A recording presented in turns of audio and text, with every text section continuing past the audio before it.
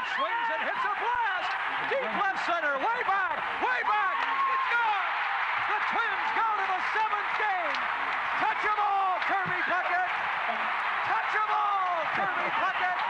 And the Twins have won this game 4-3 on a dramatic home run by Kirby Puckett.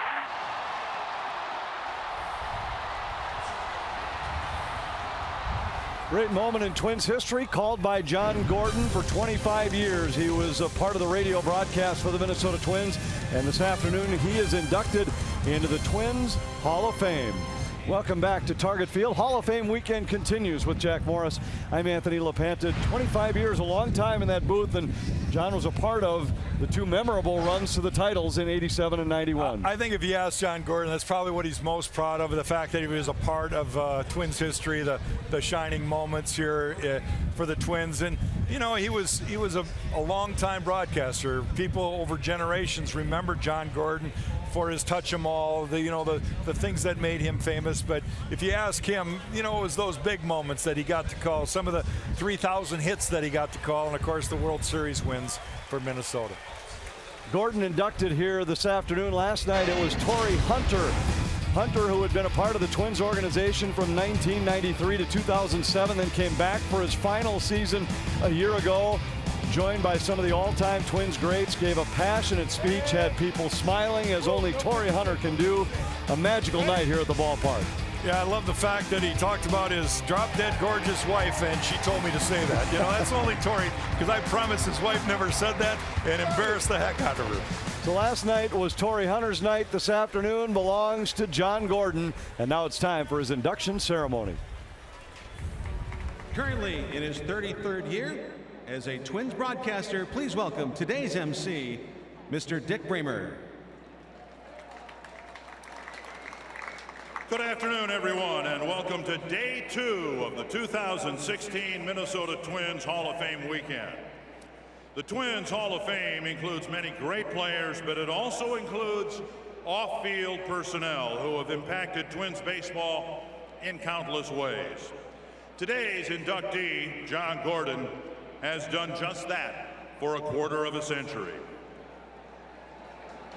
It is our pleasure today that we will induct John as the newest member to the Twins Hall of Fame. But before we do that, let's introduce 11 current Twins Hall of Famers we are honored to have with us here this afternoon. Our first Hall of Famer was inducted last night. He won 7 Gold Gloves with the Twins, and his impact on and off the field was golden as well.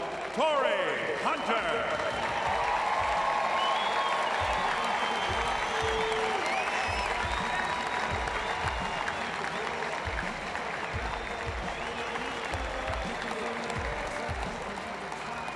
Our next inductee welcomed Torrey into the Hall of Fame last night. 2013 inductee and current Twins bullpen coach every day, Eddie Guardado.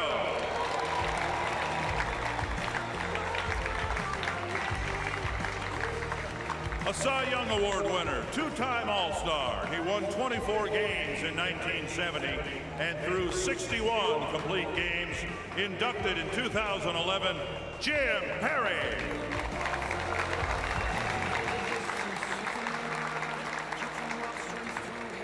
Named one of the 50 greatest Twins in 2010, he had 10 seasons with 10 or more wins and struck out over 1,400 batters. Inducted in 2009, Brad Radke.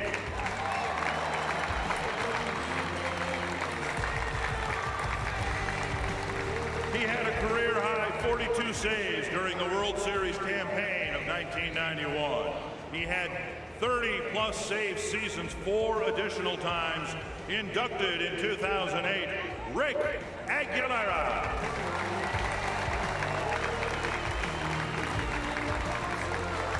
He joined the Twins front office after 5 seasons as a player and coach in the Twins minor league system. He then ran those same minor leagues for 26 years until his retirement. Inducted in 2007. Please welcome Jim Rance.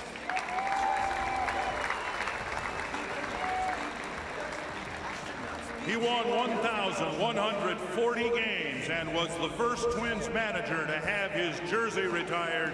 Inducted in 2001, number 10, TK Tom Kelly.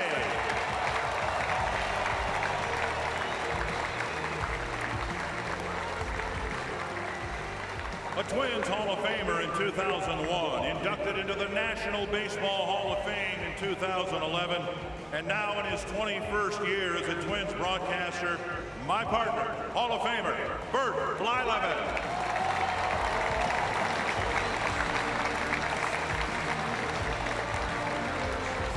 He homered in his Major League debut and proceeded to hit 292 more. 14 years as a Twin. His number 14 also retired, Ken Herbeck.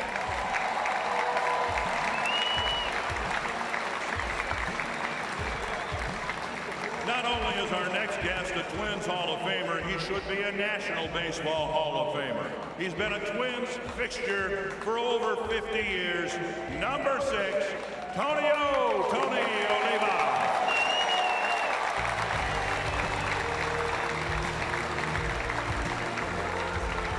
A 7-time batting champion, and beginning this year, American League batting titles will be named in his honor. One of the greatest hitters of all time, Hall of Famer, Rod Carew.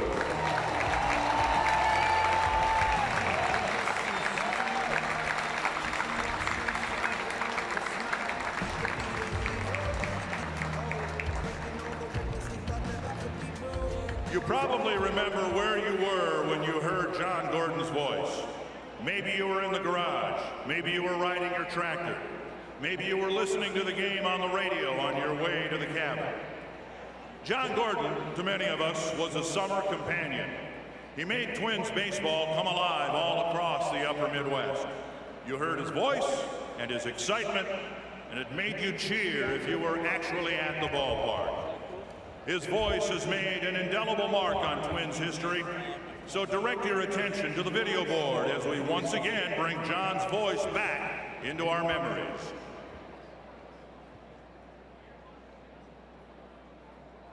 Minnesota Twins baseball is on the air from Target Field in downtown Minneapolis. I think that's what made him so special, is he knew the game. He realized that the people out there wanted it just plain and simple. And John, being plain and simple, did a great job. Oh, touch them all, Kirby Puckett. What a game. Oh, 6 for 6 for Kirby Puckett. Phenomenal. There's a pitch. High drive. Deep right center field. Way back. Hey, Joe Mauer, touch them all. First major league home run. And the Twins have the lead at 6-3. Oh, you said it all perfect there, John. Oh, my. You know, what a great guy. You know, he's I've known him for a long time, and you know, just to watch him interact with fans and people, you know, he's just first class all the way. Payoff pitch and a line drive caught by Tolbert. He's done it. He has done it. Francisco Liriano has pitched a no-hitter over the Chicago White Sox. Molitor for 2, Molitor for 3, and it could be history-making.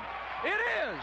Paul Molitor is the first player in the history of baseball to get a triple on his 3,000th hit. And the dugout clears. And just a very, very real guy who has his priorities in order. He never took for granted the fact that he got to be around Major League Baseball and have a chance to broadcast it to so many, and his voice became something special for all Twins fans up here in the Midwest. It'll fit right in, and you found out later on, after I quit playing, how much people love John Gordon, not only in Minnesota, but North and South Dakota, Iowa, wherever. 2 in the pitch. Here's a drive to right center field, and it is caught. Hey! Oh, what a catch! A diving catch by Torrey Hunter ends the game, and the Twins win 3-2. 1-2 in the pitch. Ground ball left side. Base hit. Number 3,000 for Dave Winfield.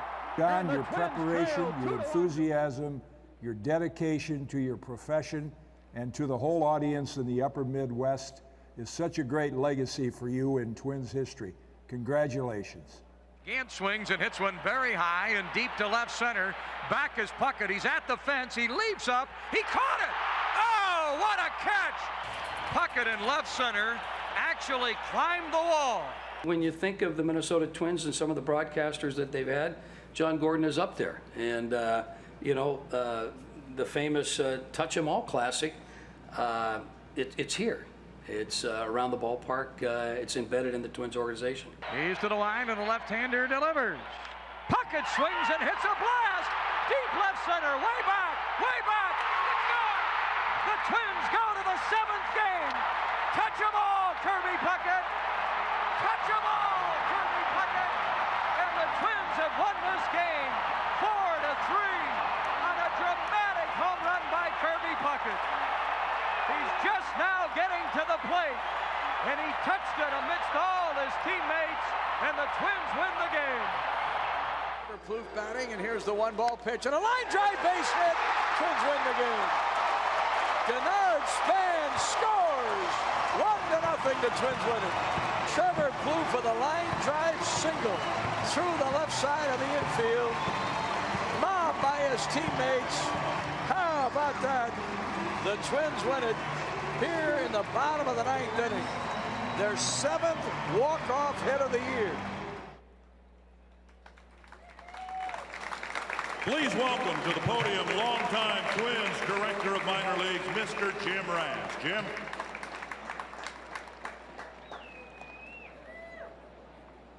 Thank you very much, Dick. Congratulations, John.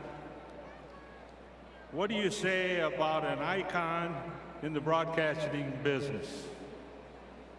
I'm very proud and honored to be here tonight to introduce my good friend and to recognize John on this special occasion. John grew up in Michigan and attended Indiana University on a baseball scholarship. After 1 year, he returned to school and was into broadcast journalism. Like all young broadcasters, his journey started in the minor leagues. He started in the big leagues with the Yankees, and fortunate enough for us, he came with the Twins in 1987. He not only enjoyed the major leagues, but he was very supportive of the minor leagues. I personally would look forward for Sundays when we would choose a minor league player of the week. This was one of John's programs that he started, and he was very proud of. We had a lot of fun doing it. John, I don't know anyone more deserving than you to be inducted into the Twins Hall of Fame.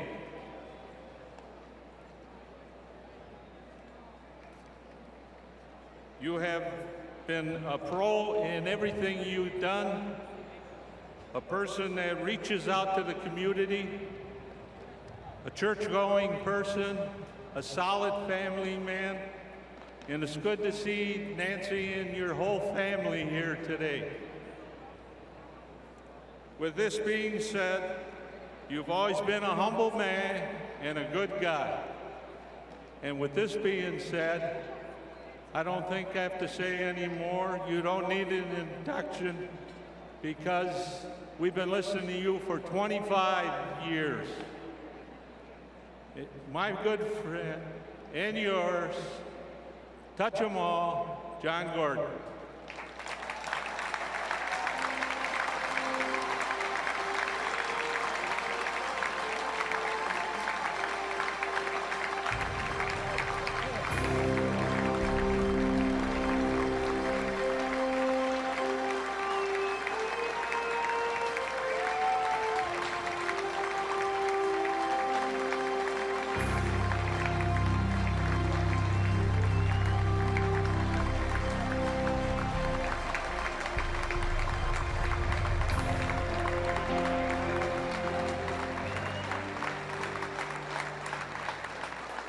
Thank you.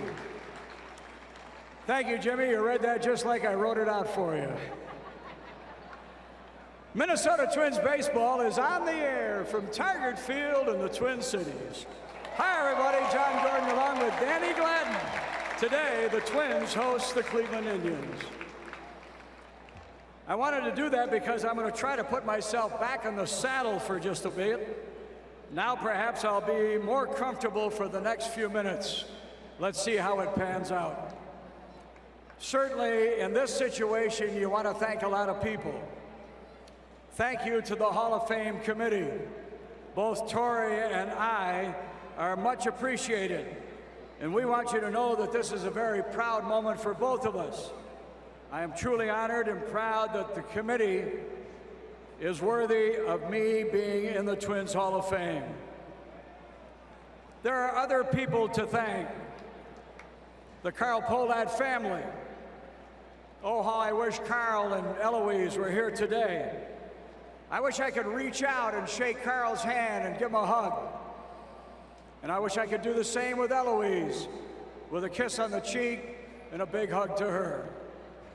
For many years in the Metrodome, the broadcast booth was right next to the Pohlad booth.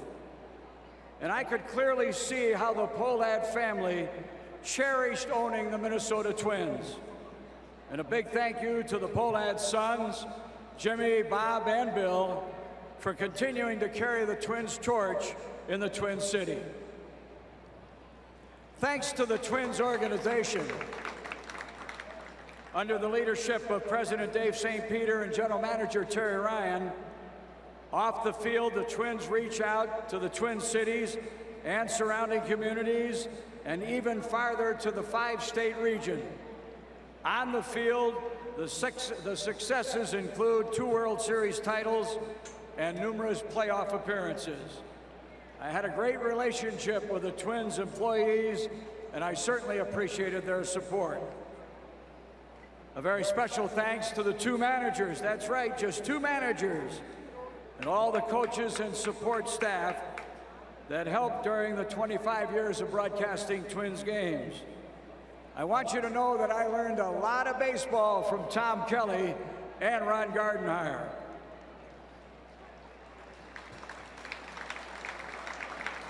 Thank you to the Twins players. Wouldn't it be great if Harmon Killebrew and Kirby Puckett were here today?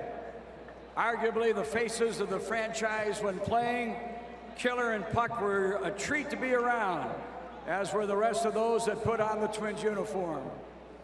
In the 25 years of broadcasting the Twins games, I can't remember ever having a difficult relationship with a player. A testament to the leaders of the team and to the players themselves. And how about a salute to my broadcast partner of 20 years, Herb Carneal.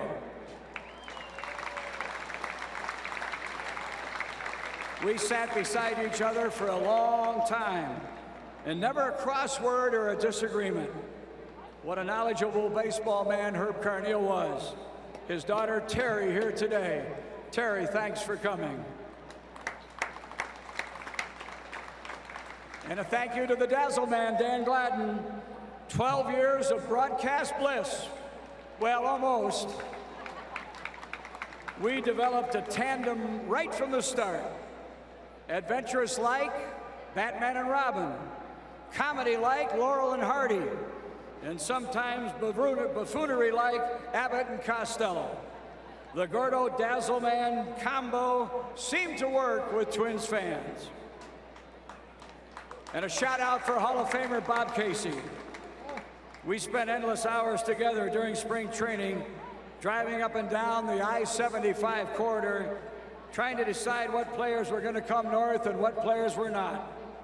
You talk about a man who had a passion for the game. That was Bob Casey. In closing, I would like to share comments from a couple of letters that I received from fans over the years. Certainly not letters from those that wished I would better serve if I was a plumber and not a broadcaster. Or I wish you would just go away and take your mother-in-law with me.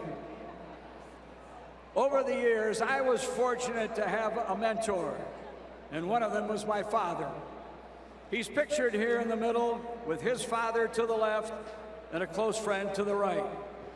They were attending yet another Detroit Tiger opening game. My dad had a passion for the game of baseball, and the one piece of advice he would give to me, more than any other, that really stuck was, Johnny, you never know who might be listening.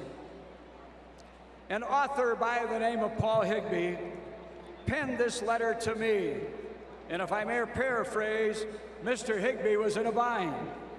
He was to teach at a writers' conference on Monday, but had a ticket to Game 7 of the World Series in 1991 on Sunday.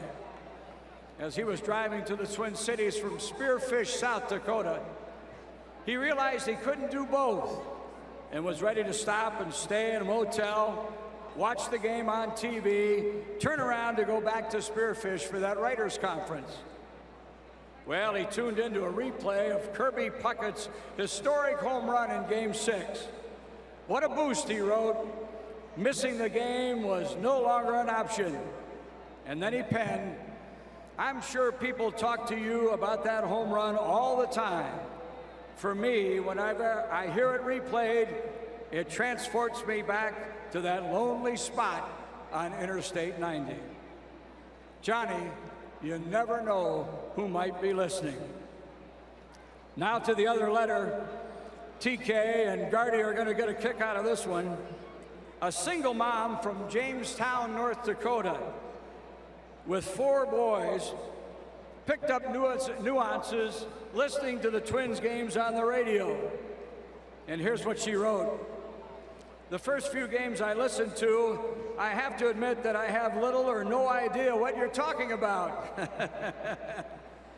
You would use words and terms that were unfamiliar to me, and I couldn't follow everything you said.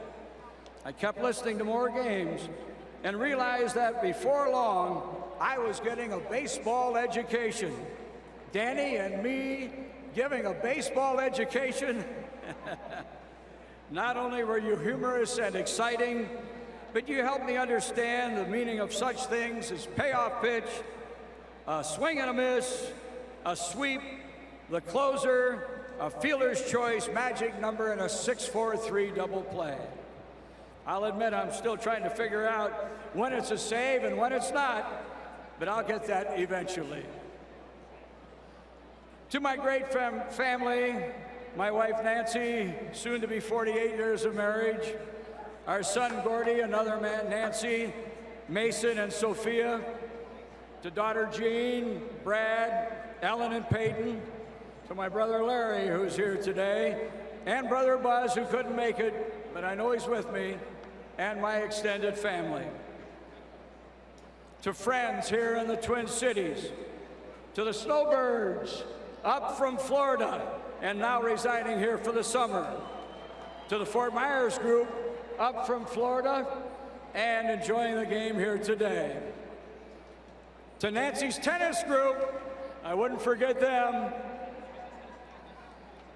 To the Hall of Famers here in the field, to all the Twins family, players, and staff, and to you, the fans. I'm truly honored and very proud here today, and I have to tell you that this experience has been very humbling. Touch 'em all. Touch 'em all. Thank you very much.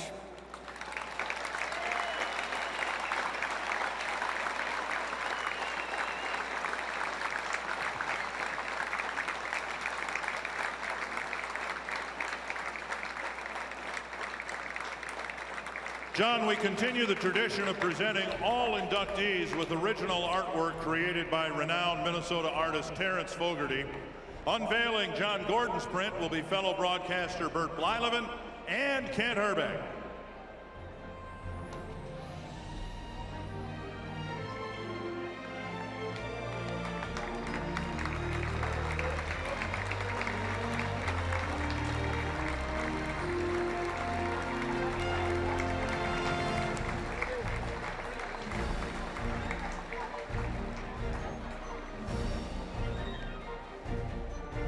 All right, John, we invite the 2016 Twins Hall of Famer now to throw out the first pitch to his radio partner for 12 seasons. Please welcome former Twins outfielder and current radio broadcaster, Dan Gladden.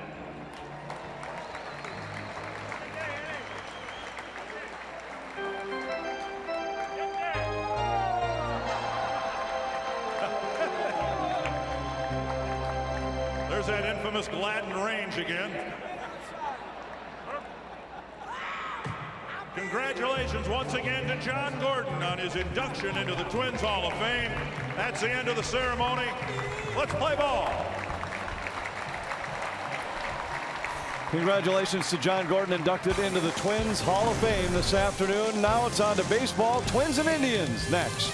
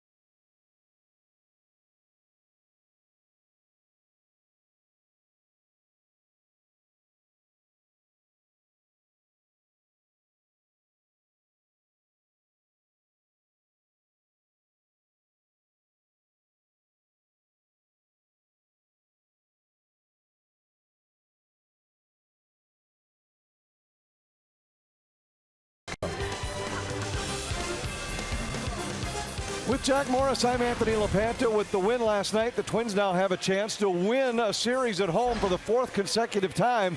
That comes on the heels of having won just one of the previous 8. This one's against the first-place club, and the Twins have needed defense to get to this point. No question about it. You know, last night there was a couple hiccups again. Miguel Sano kind of getting his way over at third base, made a couple errors, but overall this has been a pretty good defensive team. Buxton's throw in the first game of this series really was a difference maker. You see the great dive for Joe Mauer there, another one off the same guy, Yan Gomes, by Brian Dozier. So the defense has been better. This was in last night's game, a great strong throw from Sano, a good fielding bunt play from Sano. So the Twins are going to have to be able to do and continue to play good defense. That's going to help their pitchers, and pitching has got to get better if they're going to win. So it all kind of goes together. Today it's Kyle Gibson for Minnesota as the Twins try to win this series against the Indians. And Eddie Rosario is back in the lineup for Minnesota, trying to take advantage of his opportunity in the big leagues. Rosario had a big night last night, and Barney Gelner has more on his chance to seize an opportunity next.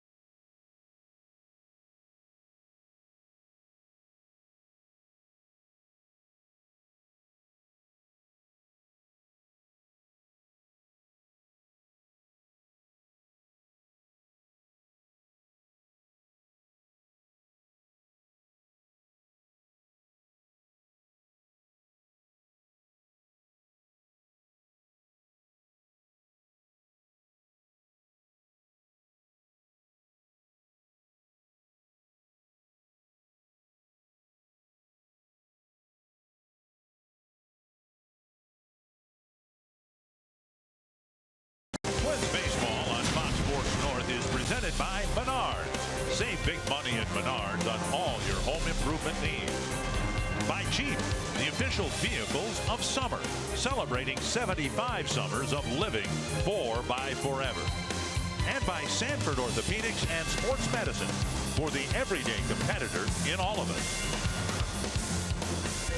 The rain has moved out, the skies have cleared, and we have a beautiful sunny Sunday afternoon for the Twins and the Indians as they finish up a 3-game series here at Target Field. Good afternoon again, everyone. I'm Marnie Gellner.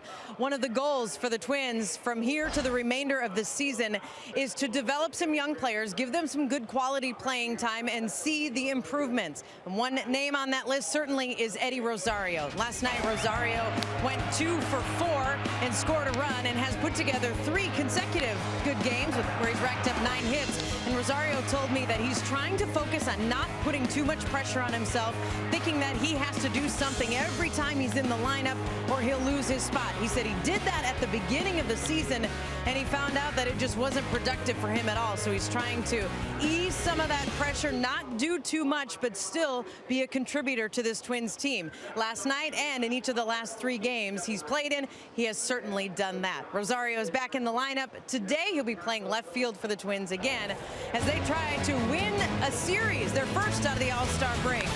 It's a Sunday showdown for the Twins and the Indians as the Twins try to take 2 of 3 from Cleveland here this afternoon.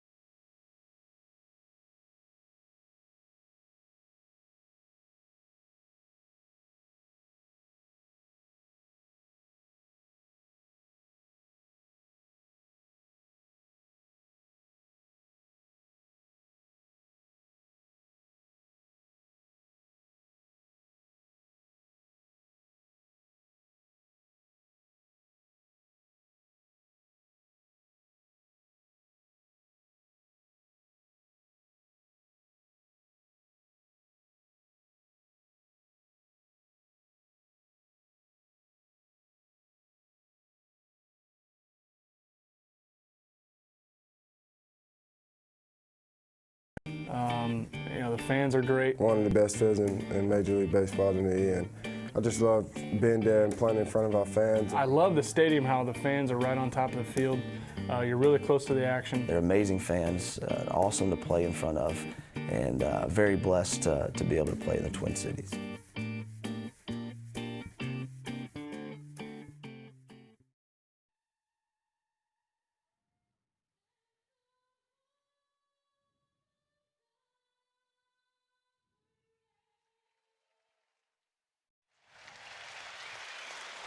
At Target Field, final game of this little homestand on the back end of the All-Star break. The Twins hit the road today after the game, going to Detroit and Boston for a week-long road trip.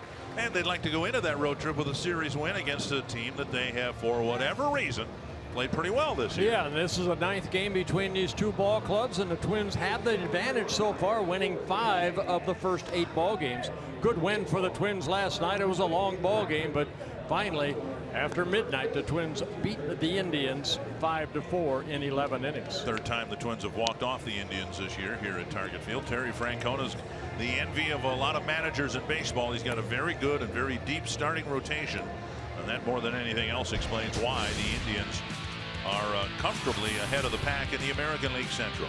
The Menards batting order: Carlos Santana, the designated hitter, then Jason Kipnis, Francisco Lindor, Mike Napoli, Jose Ramirez, Lonnie Chisenhall, Tyler Naquin, Abraham Almonte, and Yan Gomes. And it'll be Kyle Loesch, 28-year-old Kyle Loesch, making his 11th start of the year, his 7th since coming off the disabled list. Excuse me, Kyle Gibson. That's 2. Yeah, that's 2, and he hasn't even thrown a pitch, and that's 2. I know. Well, we just saw Kyle Loesch. We did? Yeah, I did on in TV. Texas, yeah, in Texas. So my mind, you know, he's is 1,000 miles away. backwards. He's 1,000 miles away. Where are they playing? Might be closer than that. Well, Gibson making his 11th start, and he's pitched well as of late over his last 3 starts. 2-0, 2.89 ERA. So Twins are looking for a quality start off of Kyle Gibson here this afternoon. Twins out in the field, a little bit of a different look. Twins don't start many games with Mauer, Buxton, and Sano on the bench, but they are on the bench. The Northland Ford defense has Rosario in left, Santana in center, Kepler in right, Nunez at third, Escobar at short, Dozier and Vargas on the right side of the infield, and Kurt Suzuki. I just want everybody to know that. I want everybody to know that's listening. That's not the only mistake I will make today. Is that right? Yes. Okay. It's a daily routine for me. Carlos Santana will get things started. Well, we're showing some of the defense. There's the umpires right there. David Rackley behind the plate. Larry Vanover, he's the crew chief. He was behind the plate here on Friday night. But, you know, defensively, the Twins want to also make that a little bit cleaner. Too many errors. Most in the American League was 65. So, and Gibson's not a strikeout pitcher, so he needs good defense behind him. When Kyle's on, he will get a lot of ground ball outs. Paul Molitor says what they want to see from Gibson: more aggressiveness with his fastball early. 1 over the plate, 1 off the plate, 1-1. In his last start against the Rangers, he walked the leadoff man in the first inning and gave up a couple of runs. He walked the leadoff man again in the 4th and gave up a couple of runs. Yeah, you know, Dick, we've watched Kyle now for 4 seasons, kind of nitpick at times, you know, and he's a fastball, sinking fastball slider type pitcher. And what's hurt Kyle, there's his no decision in his last start against the Rangers, but too many pitches in a short amount of time. You know, after 3 innings, what you want is somewhere between 30 and 40, maybe less than 50 pitches. And Kyle, time after time, has not been able to do that. Pop up short left field, and Rosario drifting over, making the catch, 1 away. And that's the at bat you want right there if you're a pitcher. 4 pitches into the at bat, an out. Of course, every pitcher wants to do it, but it's especially important, I think, for Gibson to throw strike 1 with that fastball, establish it, and then he's got some good secondary pitches that he can use to finish the hitter off. 1 down, and now Jason Kipnis. Starters have done a much better job for the Twins. That's why there might be more of you watching on this Sunday afternoon than there have been other Sunday afternoons. It's been a better product on the field. The starters over the last 18 games are 9-4 with a very good 3.64 earned run average. Yeah, that going back to June 24th. So yes, the starting staff has pitched a lot better. Dozier into a slide, and he makes a nice play on the deflection off of Gibson's glove. but Kipnis rather will get an infield hit with 1 out. Yeah, Kyle usually, I mean, he is a very good fielding pitcher. Now this ball hit right back up the middle. Kyle got a piece of it, but just slowed it up. Good effort by Dozier, but Kipnis too quick out of that batter's box. So it'll be an infield base hit for Kipnis. And now Francisco Lindor. Lindor with his batting average just peeking over the 300 mark.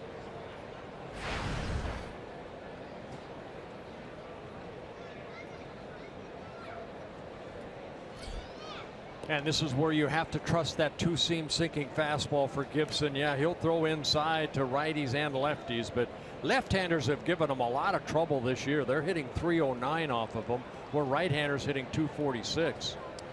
10 prior starts, 7 ground ball double plays for Gibson, and dug out of the dirt by Suzuki, ball 1.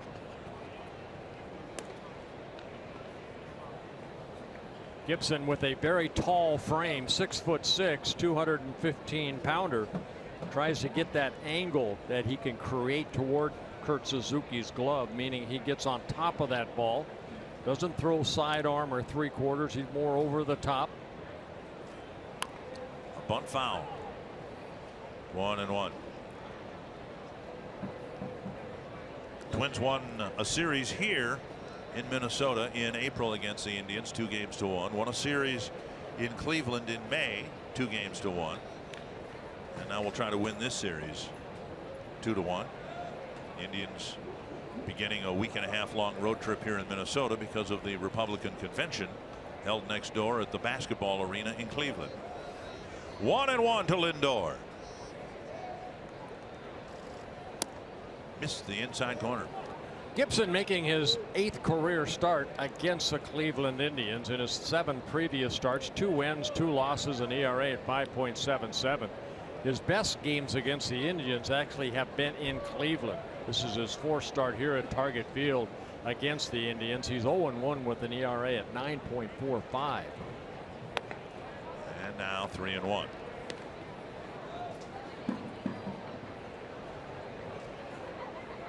I think every time Kyle takes the mound, it's, do we see the real Kyle Gibson, the good one or the bad one? When he's good, 28 major league starts or wins, an ERA under 2. When he's bad, 32 losses.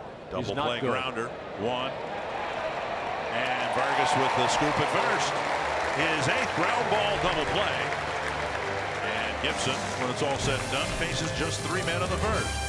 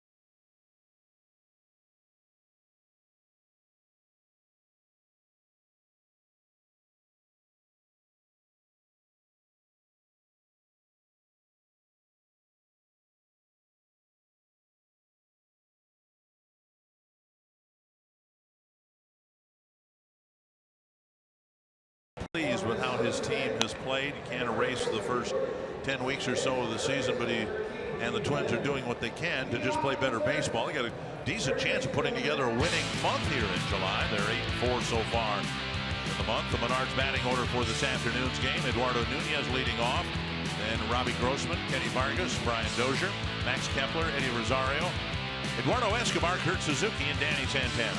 And they'll be facing 31-year-old Josh Tomlin, looking for his 10th win, having an outstanding year. 9-2 ERA of 3.51, making his 17th start and his third against the Twins. He has 1 win and 1 no decision against the Twins this year.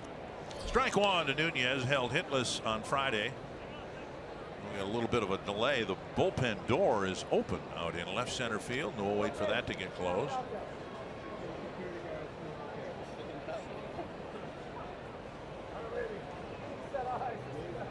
And who's ever in charge of shutting that door probably was awake till 2, 3 in the morning, trying to recover from last night's game. A chopper to short, and Lindor flips. Nunez retired, 1 away.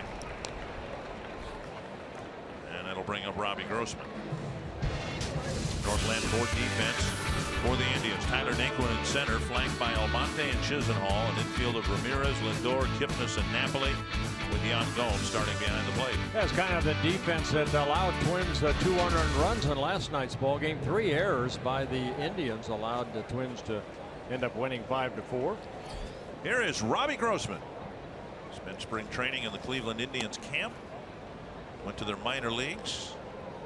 Saw the no doors opening for him, and so he used his opt-out clause and signed with the Twins.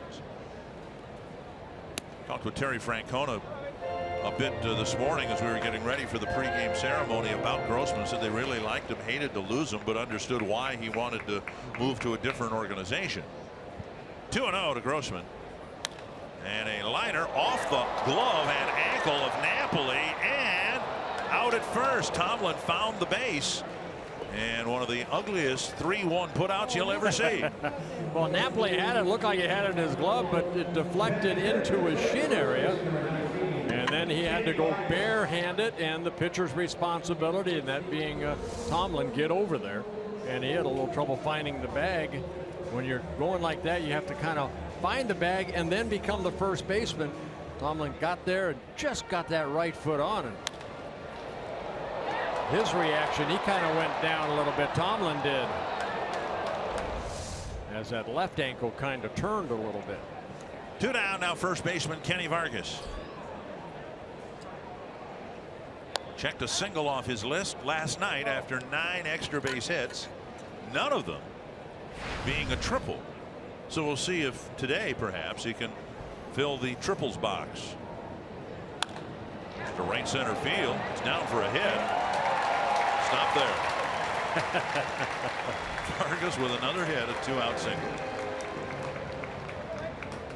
It'll look like right off the end of the bat, but Vargas does get the first hit for the Twins.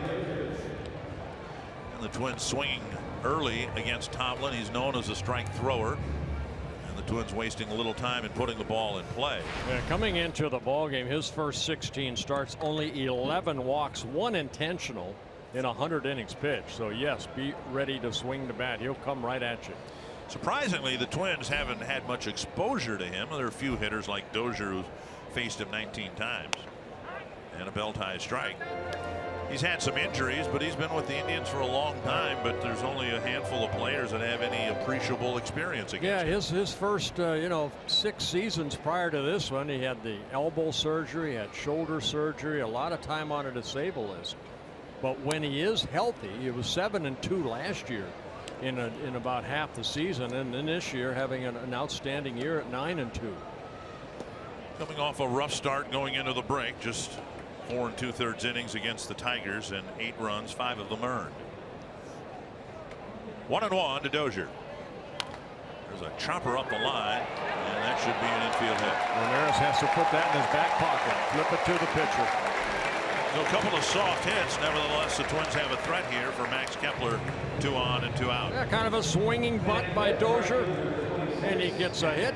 2 hits in a row, puts a couple runners on with 2 outs. Kepler ended the game last night, chopping one up the middle. Colon, the pitcher, deflected it, then threw home, and Yan Gomes did not make the catch. Almost as if he was, instead of playing that like a first baseman should, just putting a foot on the bag and reaching for the throw, he might have tried to do too much. Twins ended up winning the ball game. Kepler takes down an in, ball 1. Here's what happened last night to end the game. Yeah, bases loaded. Joe Mauer at third. You can see Colon knocked the ball down. The throw just hit the outside of the glove of Gomes, and Joe Mauer scored the winning run. 1-0 to Kepler. That's to center. And Naquin is over to make the catch. Couple of hits for the Twins. They leave 2 aboard. They'll score after 1.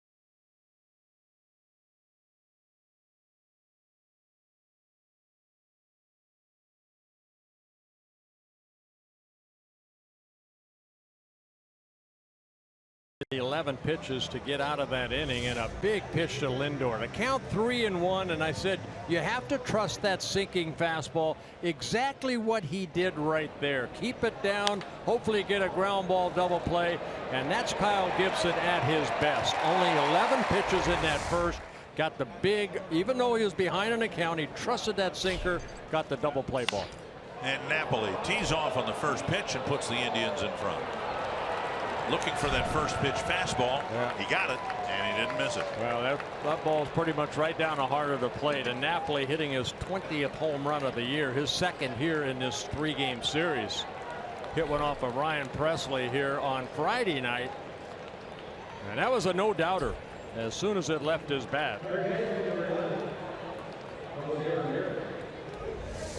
So they brought Napoli in for some power, and he has displayed that. That two-seamer came right back into that swing zone, and the powerful Napoli putting it in the second deck.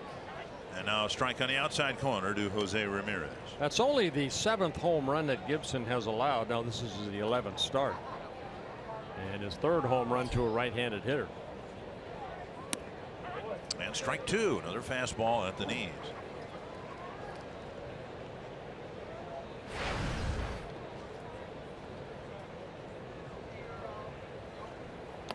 Check swing. Did he go? Strike 3, says Chris Guccione. Yeah, good slider down and in. Ramirez, the first strikeout victim for Gibson. I don't think he went, though. I really don't. Let's take a look. Well, again, you know, down and in, left-handers, they like it down there. Oh, yeah. Very close. Borderline type.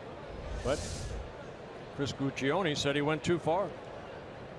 And unless things have changed dramatically in the last 10 hours, his opinion means a whole lot more than mine. Strike 1. Felt like you're at home for a second, huh? Chisenhall takes the strike.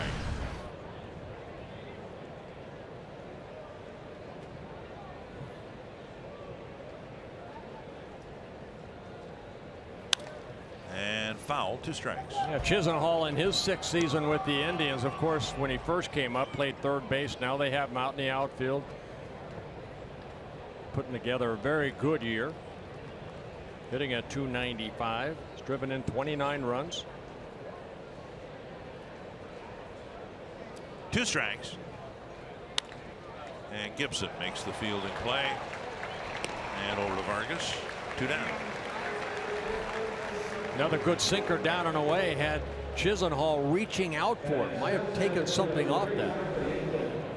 So what we have seen the last 2 starts, 3 starts, 2-0, very good earned run average. The 8 prior, yeah, it was a struggle for Kyle. Put on a disabled list in April with the sore right shoulder. Spent some time in the minor leagues rehabbing and then activated on June 10th.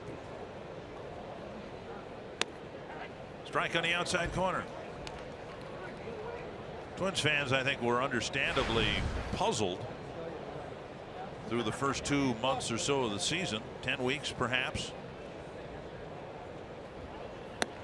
Wondering who in the world are these guys playing in the Twins uniforms, because the team was terrible on the field. And I think what we've seen over the last month is a much more representative effort and execution of a team playing baseball that we expected to get out of spring training. Now, Twins haven't and probably won't run off 14 in a row like the Indians did, but you know, over the last month or so, this team has played .500 baseball. And in this day and age, that is enough to keep you in contention for something. Dick, if you go back to April, I thought the pitching was outstanding. They had a combined ERA under 4, but the offense wasn't taking off. And then, you know, May came around and they struggled in May. But really, like you mentioned, in the middle of June to now, they've picked it up. Starting pitching has been better. We mentioned over the last 18 ball games, 9 wins, good ERA as a starting staff. And you're only as good as your starters, and Cleveland can attest to that. They have the best starting staff in the American League. Strike 3. Gibson's first pitch hit over the fence and left. A home run. A couple of strikeouts and a tidy inning after that. It's 1-0.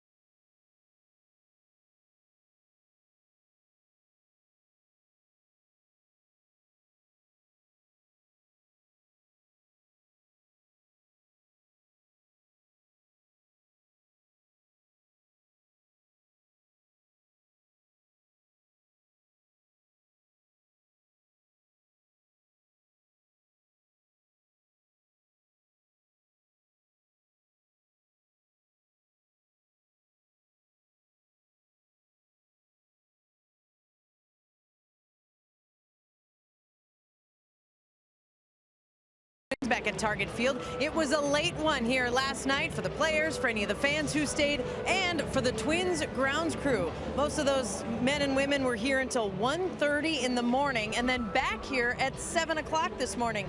After the game last night, they had the usual cleanup. Then they also had to tarp the field and secure it in case of any severe weather. And I spoke with head groundskeeper Larry DeVito, who told me he really feels like he has a great group of men and women that are really hardworking, and they're the right kind of people because they don't complain, even after a night like we had last night with the rain delay and extra innings. And Dick and Bert, just think about this weekend too. We've had 2 different Hall of Fame ceremonies on the field that these guys have had to set up for. Rain delay, extra innings last night. We got to give a little love to the grounds crew. And when this field looks good, they look good, and the field's looking great. Most baseball fields, Marty, thank you very much. Most major league fields, the ball line foul by about 3 feet. Most fields are used for the home games, and then it gets the field itself and the seating area, everything gets a chance to breathe. But of course, they have concerts here. High school baseball tournament is played here. There are a lot of extra events held here, and it's all a good thing, but it can't be done without the incredible work done by the grounds crew. Fouled back 2-2. Yeah, that definitely love is from this booth to the ground crew for their hard work. Everybody, I think, involved with that ground crew. Tip of the hat. Most people, including I think you and me, were surprised that we resumed play last night. Yes. There was a little bit of a window. I know Paul Molitor said he thought they were done for the night. That's up the middle. Lindor to his left. Makes a nice play. Rosario retired, one away. But the weather cleared just long enough for the Twins to play what turned out to be less than an inning, but they got the game in, completed, and then the grounds crew went to work. Here's Eduardo Escobar with one gone in the second inning. Well, you know what? We talked a little bit about Kyle Gibson, how he has to attack the strike zone, and Tomlin does that. He throws strikes, but their whole staff does a great job of that. You know, the Indians are where they're at in the standings, in first place with a 6.5 game lead over the Tigers because of the starting staff. Escobar will round first and hold up there. Chisenhall with a very strong arm, and he fires in quickly. Yeah, third hit for the Twins off of Tomlin, but again, we've seen it in the first two series. Carrasco here, then Bauer last night. The Indians combined a 3.70 starting staff earned run average. That's the best and the lowest in the American League. So basically what the Indians have done all year long is what the Twins have done over the last 3 weeks or so. They pitched to an ERA in the mid-3s. And now Kurt Suzuki. And whoever coined the phrase a baseball season is a marathon, not a sprint, might have been talking about successful pitching. You have to do it over the course of the whole season. You can't do it for 2-3 weeks like the Twins have and expect to have good results. You know, sometimes you'll see a staff that has, you know, 2 or 3 workhorses that will, you know, carry you hopefully to the promised land. But the Indians are very fortunate. They have really 5 guys. If they can keep Tomlin healthy, you know, that's the history he's had of shoulder problems, elbow issues. This guy's off to a great start. Most starts he's made in the season 26, but you have to go back to 2011. Then he had the elbow reconstructed, and then last year started the season on a disabled list with the shoulder surgery. And he got a plunk right there of Suzuki. First and second, one down, and that'll bring up Santana. Perfect guy to have out there on the mound after a tough defeat because he's gone through it before. And after an Indians loss, he's 5-1 with a really good ERA. You know, he has been outstanding, really. I mean, those numbers. Look what he has done on the road this year in 8 starts. 7 of his 8 road starts have been quality starts. And he's 5-1 after an Indians loss. And 10 of his 16 first starts were against the American League Central Division. He's 7-1 with a 3.6 ERA in the division. Here's Danny Santana, lifted to left field, got a little carry to it. Almonte going back, still going back, and he makes a backpedaling catch on the warning track.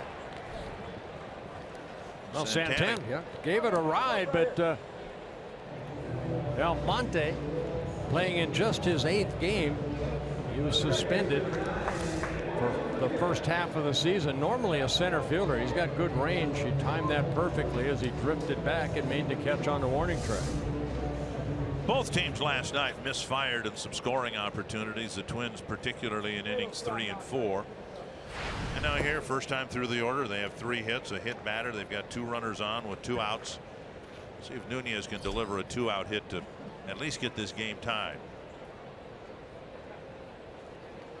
And he takes strike 1. You know, we had the opportunity as Twin Hall of Famers to wear the jacket before the game as we honored John Gordon. And, you know, we were down in the clubhouse and in that batting cage underneath where they have 2 very nice batting cages. Tom Bernansky, I saw him working with Max Kepler getting ready for the ball game. And then Nunez had a nice long conversation with Mr. Rod Carew and Tony Oliva. Ground ball hit right at the second baseman Kipnis. Twins leave 2 more aboard in the second. When we come back in the 3rd inning, John Gordon will join us in the TV booth.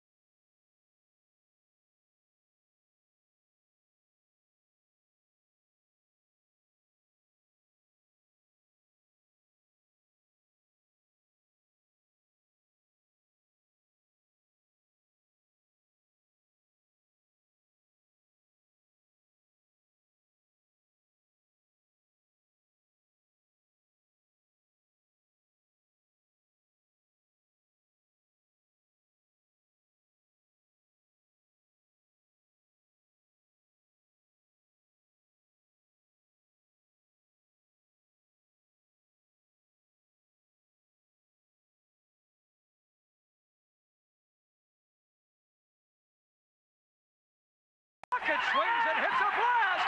Deep left center, way back, it's gone. The Twins go to the 7th game. Touch 'em all, Kirby Puckett. Touch 'em all, Kirby Puckett.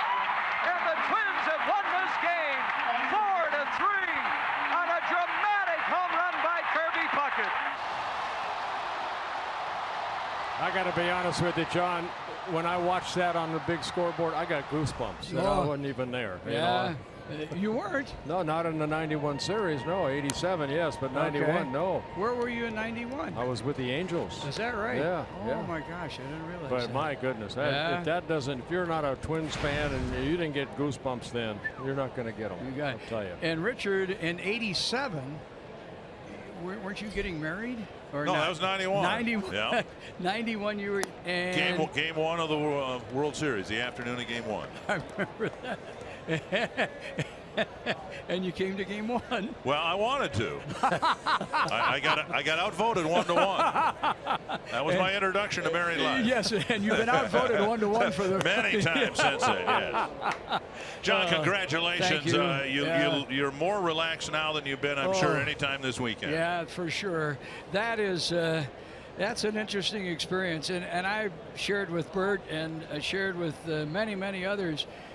I just cannot get over how big a deal this is. I mean, and here during the time that the players and non-players were introduced, I would always be carrying it on radio, and I guess I didn't think that much about it. But ever since Twins Fest and the start of knowing that I was going to go into the Hall of Fame, it's just been a big deal, and I really am very amazed at that. You know, for 25 years, you were such a big part of the Twins' success, you know, leading up to it. My goodness, you started in 1987. What a year to start. You're right. Well, I was just going to say, I think this, Bert, that, you know, starting in 87 and winning a World Series, and really, it wasn't until actually 91 that I really knew so many people and, you know, knew exactly what was going on with Twins baseball and the organization. Interesting story, our daughter Jean, she had just come in July. She didn't know anybody. And remember Dave Phillips, the umpire? Yes. He was driving from Minnesota to St. Louis, and we couldn't take children on the airplane, but we could take wives. And so Dave Phillips, we knew from a previous relationship with some other friends, he drove Jean down to St. Louis so she could be down there, you know, for the games. We didn't know that many people, and it was really, you know, it wasn't easy.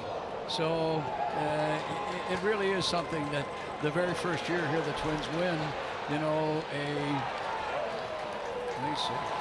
Gomes goes into second, and for a guy who's had a terrible month of July, that's just his second hit. It figures it would be something like that. Yeah. You see him getting a standing ovation from the coaching staff and everybody in the Indians dugout. But I mean, here's a kick save right here by Gibson. For some reason, he stuck that foot out. What is it with you pitchers? I mean, last night, Cologne, if he just lets that ball go, we're probably still playing last night's game. Yeah, you know what? Your first reaction is try to get the ball. For some reason, he kicked it into left field and allowed Gomes to get into second. One out double, and now Carlos Santana. Gomes with his 11th double of the year. Twins thought about looking at, and did look at the play at second base to see whether Gomes became disengaged with the base, but no challenge, and Santana will bat. Johnny, I know you live down in Fort Myers, Florida. You still following the Twins as much as you can? Yeah, pretty much so. I think maybe this year more than any other year I've watched or listened, you know, to more baseball. Perhaps one of the reasons being that I knew I was going to be pretty active, you know, in the month of July with the induction of the Hall of Fame and some other things that have, you know, taken place. So I do follow the club quite closely. But, you know, Bert, I don't know anybody. I'm down to 2 now. I'm Mauer and who else? And Trevor Plouffe. And sure, really, you could say one active player because he's on the DL. Right. And then Glenn Perkins. I know Glenn, but he would be the third, and I don't think he's going to pitch for the rest of the season. No, is he? he's out. Right. So I knew of Brian Dozier when he was in the minor leagues when I, you know, last worked in 2011. So that's been a little bit strange. And I do know a number of the coaches. I don't know Davis, the first base coach. but I do know Gene Glenn. Right. But you still come back here once in a while. Your son Gordy still lives here. Oh yeah, we've been back here? on occasion, but we come back for Little League baseball and gymnastics and dance recitals. Good for you. Chop to the right side. Vargas will go to the bag, out number 2, and on the play, Gomes goes to third. Hey, John, if you would, we had a Hall of Fame breakfast yesterday. It was my pleasure to MC that yesterday morning, and got a chance to interview on the other Hall of Famers. And I asked you specifically about Herb Carneal, and I thought you gave a very poignant answer. Of course, for those of us who grew up in Minnesota, Herb was the guy. You know, he was the guy who introduced us to Major League Baseball, and your relationship with him, I know, was very special. Indeed it was, and how great was it to see Terry Carneal here today? That was wonderful. Oh, that was just terrific. I'm glad that she could come. Son Matthew is busy in Duluth and wasn't able to make it. He was invited to be here, but yeah, you know, Herbie was a special guy, and one of the stories I told at the breakfast was that in '87 when we traveled, the players were in the back of the plane, 3 seats for 2 guys, and Herb and I, we were up in first class sitting next to each other. So we really got to know each other in '87, and boy, he would just tell me so many baseball stories, and then we would talk about our families. We would talk about, you know, off the field situations that we've had, you know, during the years. It was a blessing to have somebody like Herb Carneal right side, and really over the 20 years that we worked, we never had a crossword. We did not. And I can't imagine that, working with somebody that long. Yeah. As I look at you. Yeah. But you know, the amazing thing about it was, as we all know, Kathy, his wife, boy, she, only thing Kathy ever wanted to do was to put her behind and me behind and have her step in and broadcast the game. You know, that was Kathy. But one year, Ernie Harwell, the Tiger broadcaster, was celebrating a birthday when the Tigers were here. And we got a birthday cake, and we celebrated in the dining room downstairs at the Metrodome. And Herb, of course, ate punctually at, you know, 4:45 every night, finished his meal at 5:15, went to the booth and was getting ready for the game. I mean, he was as punctual as anybody during the time of his broadcast work. And we didn't do the cake until 5:45, and Kathy found out about it. Oh boy, I felt the wrath of Kathy Carneal for about 4 weeks, but it all worked out. And you know, she just was disappointed because Herb and Ernie had worked together when they were in Baltimore. Yeah. So she wanted to be a part of the birthday party with Herb, and it didn't happen. So I have a Herb Carneal score. When I first came up, I met the team in Boston. I was 19 years old. I came down after checking in late that night and came down, and I was going to get some breakfast, and there was Herb Carneal and Kathy, and they invited me to sit with them. And from that day forward, I called them Mom and Dad. Oh my God, I always remember that. You're right. Yeah. Kipnis draws a walk, and Suzuki does a nice job digging a pitch out of the dirt, keeping Gomes at third base, and that'll bring up Lindor. First walk for Kyle Gibson. Has 3 strikeouts. He's given up 3 hits. Trying to work out of this situation here. Runners at the corners with 2 outs. Lindor bounced into a double play to wrap up the first inning. Indians leading 1-0 on a Napoli home run. And now Gibson trying to pitch around the 1-out fluke double by Yan Gomes. You ever wake up in the morning and the first thing you say is, touch them all, Kirby Puckett? Not really, but I do think about it an awful lot. You know, awesome. The neat thing was this print that the Hall of Famers do. Where's yours, by the way? Mine is at home. Is it? Yes. You know, we have a nice home in Fort Myers, but I don't know if we have a room that would fit for that big print. But Kirby swinging at the pitch is a part of the caricatures of some of the others. Herb is on there, Danny's on there, and you know, it's really just a terrific print. And I'm really wondering what we're going to be able to do with it, you know, from a standpoint of having it. Kipnis takes off, and the throw not in time. Well, I would suggest that you put it over the headboard of the bed in the master bedroom. Oh boy, wouldn't that be something? I'm sure Nancy would allow that. I was just going to say, I don't think Nancy would be too appreciative of that. Yeah, there's I like the picture. There's Gladden in the motorcycle and you in the sidecar. Yeah, that was when I retired in 2011. So, and there's Kirby up in the right-hand corner there. Now runners at second and third with 2 down, and the count is 1-1 to Lindor. There, Kipnis getting a stolen base, his 6th of the year. This guy here is a pretty good player. Yes, he is. Lindor, only 22 years old. Oh my! I've read some stories on him. I haven't had a chance to see him play, but they tell me that he's a catalyst for the Indians, who are really having a good year. Yeah, very strong up the middle with Kipnis and Lindor at short and second. 1-2 to Lindor. And a bouncer back to the mound. Easy play for Good Gibson. pitch. Good fastball inside. Strands a couple of runners in scoring position. It's still 1-0 more with John Gordon in the bottom of the third.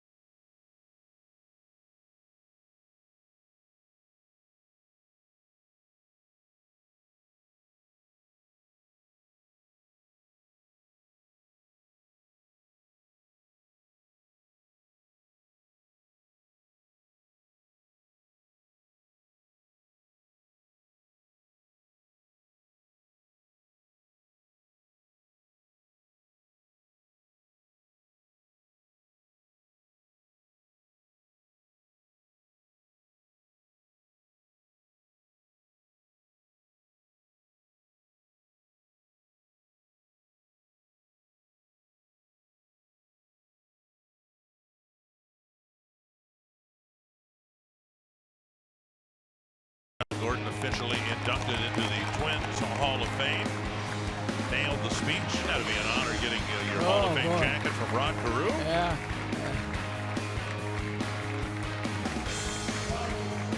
Yeah, it's kind of interesting. In rehearsing and practicing my speech, I had a lot of trouble a number of times, and when I saw that everybody was going to get a print, I didn't realize that.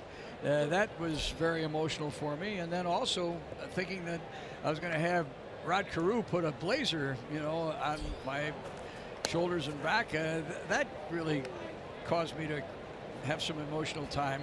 But fortunately, when I was speaking, I did get a little bit of a dry mouth. I was a little worried that as hot as it was, boy, it was really warm down on Well, you got the opportunity to throw out that ceremonial first pitch too to Dan Gladden. Well, in the general direction of Dan Gladden. The best line was from you, Dick. Yeah. So much range, I didn't think. Typical, what'd you say? Typical Gladden range. Yeah. Dan Gladden range, yeah. Well, I got a feeling had I been able to throw a strike, he still would have stepped aside and let it go. 2-1 now to Grossman. Hey, what are you doing in retirement? You stepped away from something I know that you still had a great passion for. What keeps you busy these days? Well, one of the things that I did start doing this year that I have not done since I retired was some volunteer work. And I'm volunteering at the food pantry on Wednesday, and it's an all-day affair. We start at 8 o'clock in the morning. Wow. And we don't finish until 4 o'clock in the afternoon. And that's been a real treat. It's through our church, and I've gotten to know a lot of people in our church because they're volunteering along with it, and it's been a great experience. And we unload in the morning some 5,000 pounds of food from the food pantry, and then we distribute it to those in need during the day. And it's been a wonderful experience. And I have been playing quite a bit of golf. I haven't played too much lately, but up until, I'm going to say, March, I was playing a lot of golf. I would play Monday, Wednesday, and Friday, and then Sunday, Nancy and I would play in a 9-hole Sunday couples. But I've kind of cut back a little bit because I'm volunteering on Wednesday, and I don't know. I just have not lost interest, but it just hasn't fit into the schedule. I want to jog your memory and see how good it is. You and I first met on a golf course. Do you remember the circumstances? Here in the Twin Cities. Is that right? You were broadcasting Yankee games, and you had some connection at a Edina Country Club. Yes, you're right. Why, I don't know, but you were nice enough to invite me to join you and Frank Messer, and I don't remember who else was in the group. I can't recall, but I do remember Larry Leverkum was a friend of my brother's. And he had always said to Brother Buzz, hey, when John comes into town with the Yankees, let me know and we'll play golf. And Larry played with us that day. Okay. He was must have been us. the fourth. Then. Yeah, he was the fourth guy, and we played at Edina Country Club. I do remember that. And Bert, Edina Country Club's the only golf course where I ever had 3 birdies in a row. Oh, they don't. Yeah. Wow. You didn't say. I can tell you that. I know it. That's true. That's very true. Were you hitting from the ladies' tees? No, I wouldn't have said that if it didn't happen. I want you to know that, darn it. I don't want to let you know what my score was that day when I did have 3 birdies in a row. But I birdied, and I think they've switched the 9s now, but I remember birding 2, 3, and 4. Wow, what a way to start. Yeah, and everything's been downhill since. 1 and 2 to Vargas. Grossman drawing a leadoff walk. Twins trailing 1-0. Dick Bramer, Burt Blyleven, joined by John Gordon. On that particular day, I don't want to bring it up, but you owed me $1. All these years. Good luck getting that. Good luck getting that $1. I owe Bert 2 quarters, and now I owe you $1. Checks in the mail. Yeah, guys. okay. Right. Hey, during the breakfast, let's see what happens here on this 1-2 pitch. It's inside. During the breakfast the other day, Clyde Deppner, the archivist here with the Twins, had a check. Yeah. A royalty check that you get for a league. little big league, and I often wondered how you profited over the years. And it's what, every other week or once a month you get a check for $3.50 or something like that. I wish it was that, but it's not. Every once in a while a residual check comes in. What happens with Little Big League is like a Netflix or a Showtime or HBO or what have you. I guess they buy it for a run. And, it's on MLB more often than not. I don't know how much. But I did get... I watched it about a month ago. Yeah, I did get a check a while back for like $67. Did you really? Oh, yeah, it was a biggie. Well, Most of Bert them, ought to get his 50 cents. You I ought ought to get my $1. $1. All right, well, you know what? I was in that movie Taking Care of Business. Oh, were you really? And I got a royalty check, I think about 2 months ago. It was for 8 cents. Well, the smallest one I've had was for $1.18. I don't know. They must have had it on in the men's room of a hotel someplace. 1 strike to Brian Dozier, tying run at second with 1 away. Here in the bottom of the third inning. Grossman getting on, leading off the inning, a rare walk by Tolan, only his 12th walk of the year. Dozier pops it up left center field. The Indians have good pitching, don't they? Yes, they do. Yeah. Naquin drifting back and scampering toward third base and reaching is Grossman. Good base running play by Grossman. Very good. As he saw Naquin go back, Grossman went back and tagged up and got to third base. Carsoup.com email question here today. Which team won the most titles in the Twins division during John Gordon's tenure? In the Twins division would have been the old American League West and then the American League Central. Which team won the most titles? Division titles. Division titles. In the Twins division. Since I started in '87? Yep. I'm going to say the Twins. I'm guessing you're right. Here's Kepler with the tying run at third, 2 down. Kepler hit the ball hard with 2 men on and 2 out in the first inning, but he lined out to the center fielder, Naquin. It had to be fun doing those games when Ron Gardenhire back in 2002 and on. How great was it that Gardy was here today, and went out on the field. I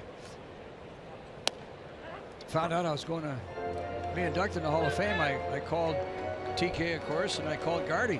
And at the time, Gardy had not been hired by the Twins, and he told me, he said, I promise you I'll be there. And I said, geez, Gardy, that's great. And I didn't think that he would make good on his promise, but then when he was named as an advisor, a consultant, what have you, I think he's been around here a little bit. Yeah, we've seen him around. Yeah, and I've seen him down in Fort Myers watching a Miracle a couple times, and darn if he wasn't here today, and he said he was on the field. He was going to be on the field, which he was, which I really appreciate. 1 and 2 to Kepler. Twins trying to get it tied up here in the bottom of the third.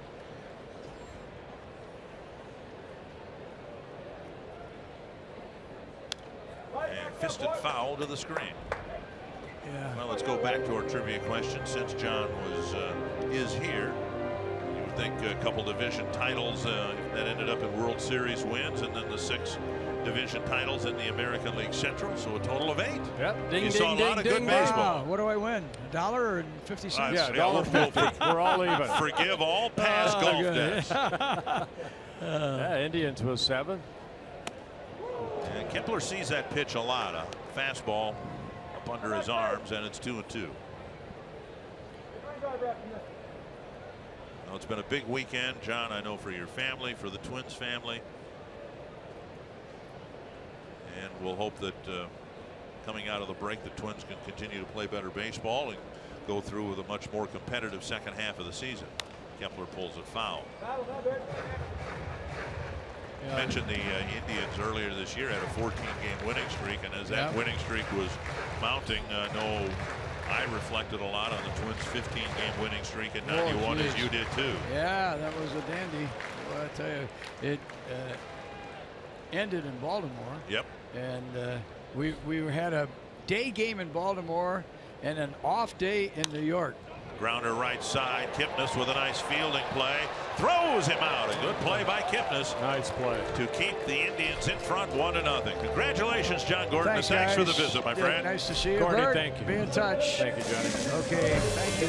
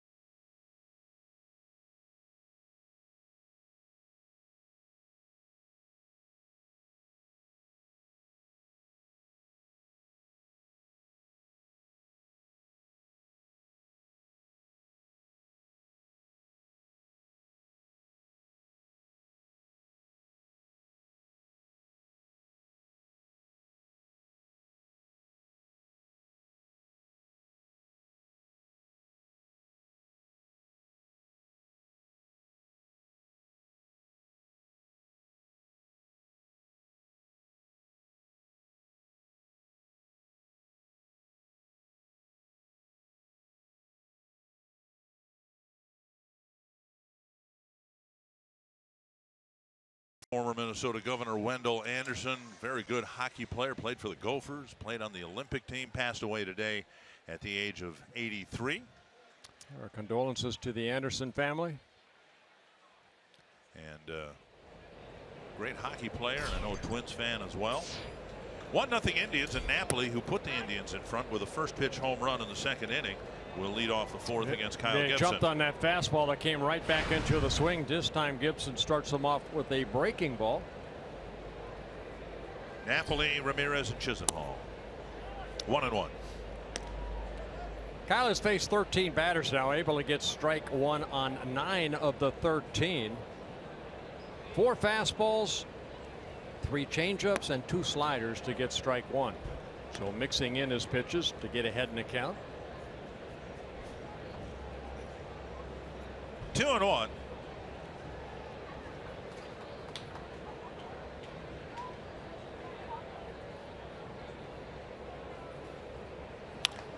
And a liner caught by Nunez at third, 1 away.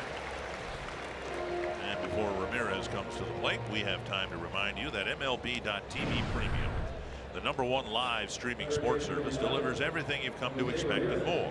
Watch every out-of-market game live in HD on over 400 supported devices.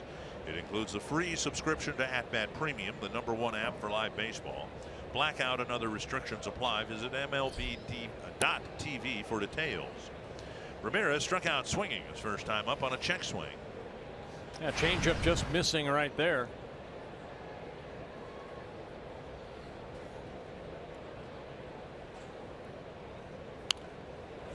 fouled back. 1-1. Mentioned the Indians are on the road for a week and a half. From here they will go to Kansas City, 3 games, then an off day in Baltimore. Then they'll return home, hoping that the city and the basketball arena, the adjoining baseball field, all do a good job with the Republican convention this week. 2-1. This one hit to left. It's hanging in the air for Rosario. 2 away. We mentioned it the other day. It isn't just the team that has to leave town. All the front office employees have to leave Progressive Field.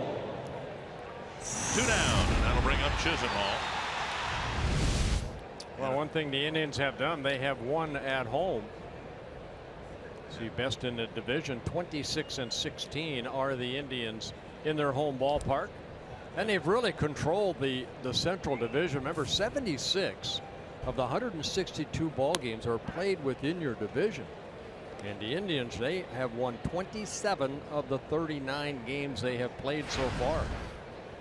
Lowe's home field advantage, and it has been a home field advantage for the Indians, and people are starting to take notice. There's a sharp ground ball single for Chisenhall with 2 outs. The attendance is picking up. The TV ratings have picked up in Cleveland with the Indians having such a good record. And in an odd way, I mean, ordinarily you win 14 in a row, you're the focus of the sports market in your area, right? Well, the 14-game winning streak all happened about the time the Cavaliers finally broke the pro sports drought for the city of Cleveland in winning the NBA title.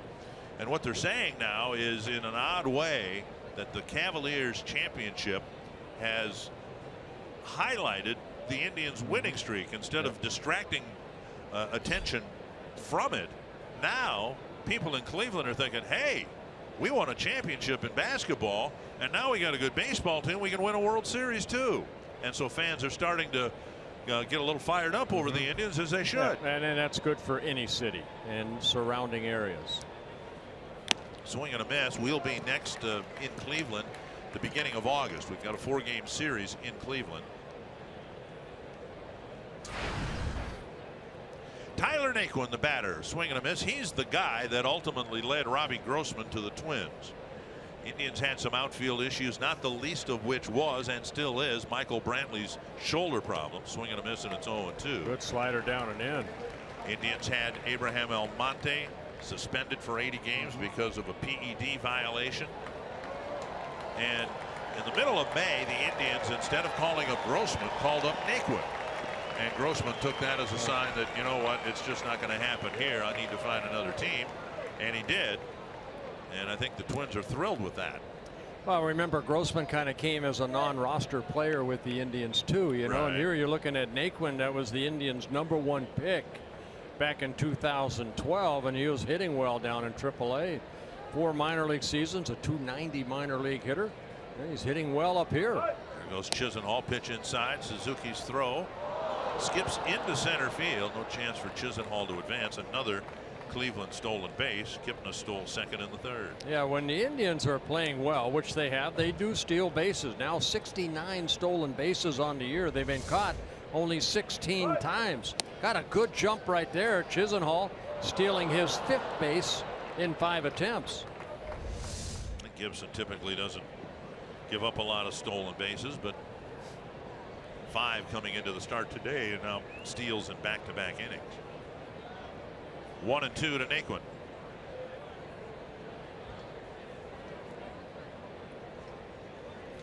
Checked his swing. Did he go? Strike 3. Breaking ball in the dirt. Naquin strands Chisenhall at second. It's still 1-0.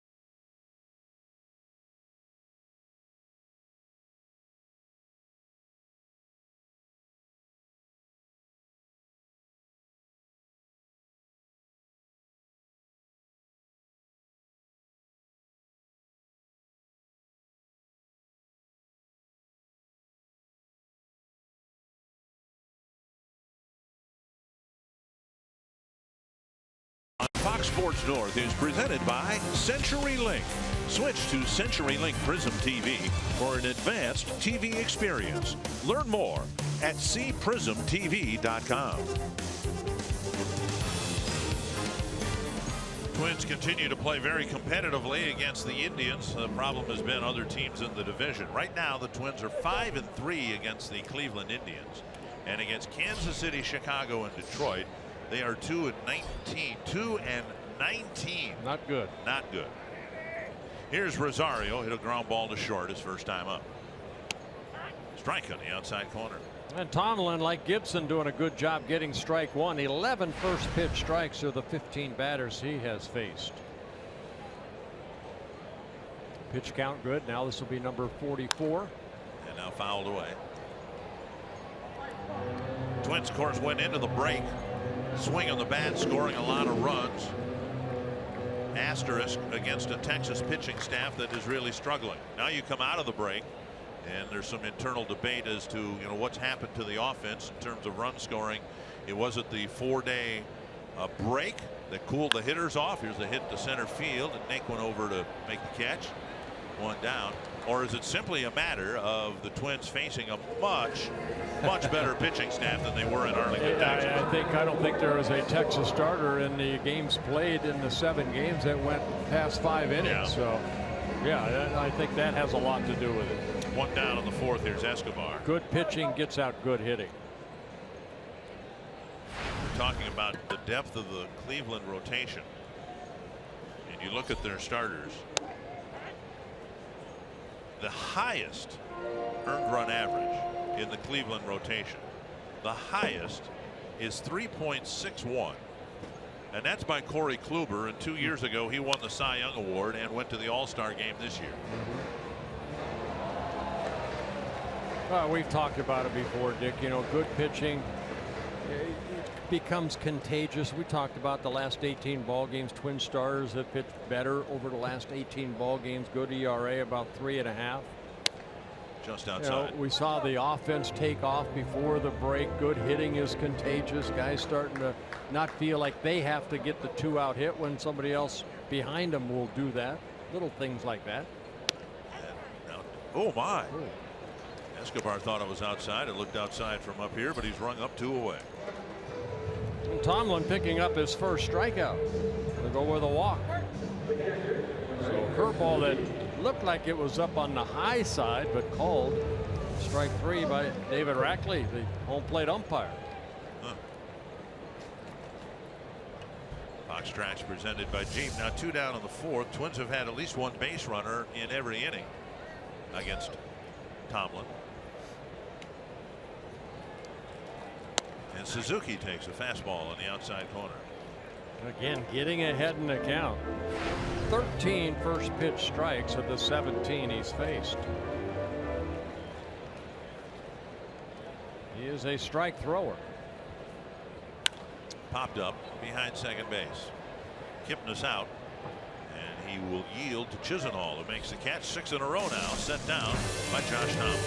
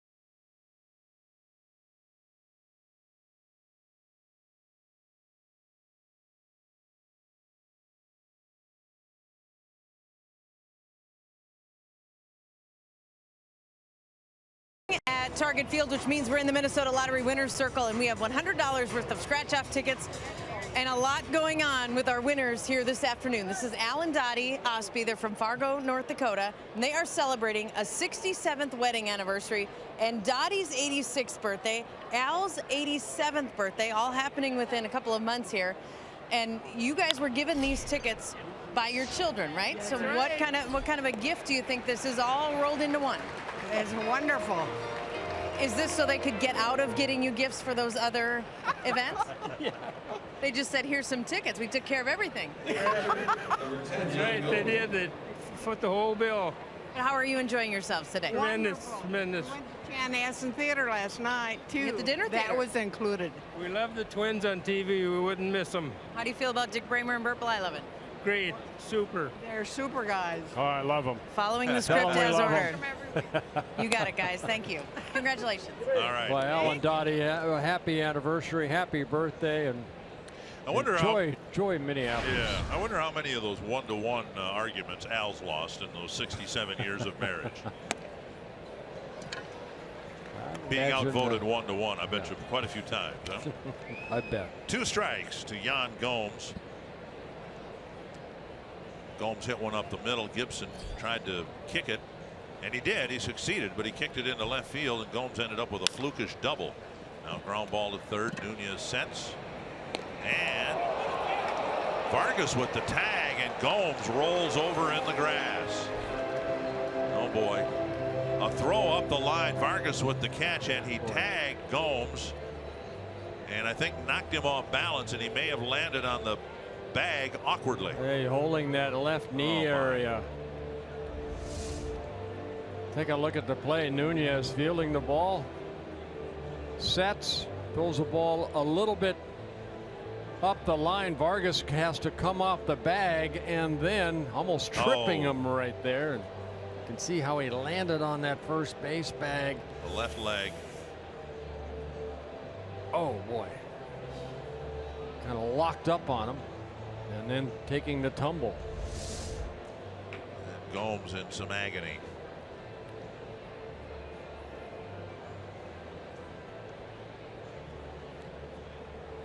Two down in the 5th, and we'll wait and certainly hope for the best for Yan Gomes. He's able to flex the left leg, which, till I'm told otherwise, I'll take as a good sign.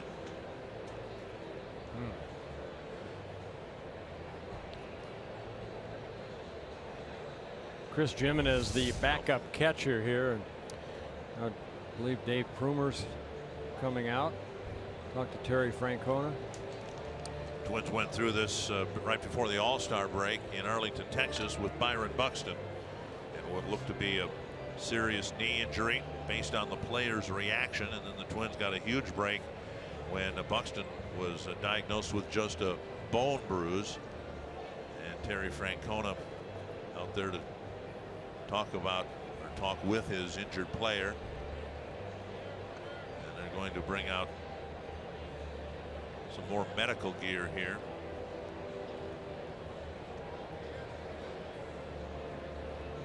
Gomes so important to the Indians, even though he'd struggled offensively.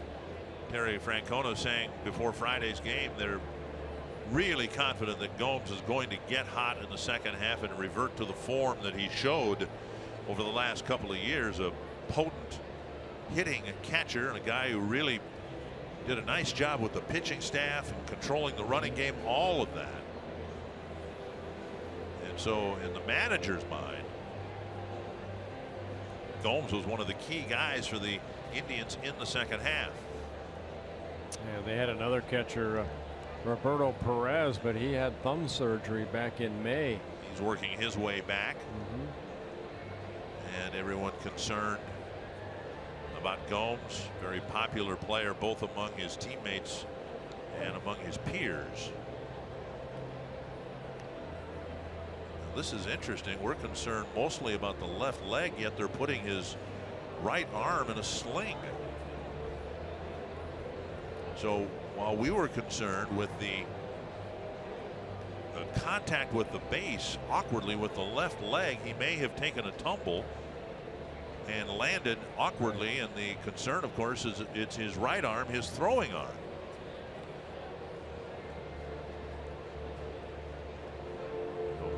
Multi-levels of concern for the Cleveland catcher. We've seen what happened to the left leg. Now let's try to see what happens to the right arm.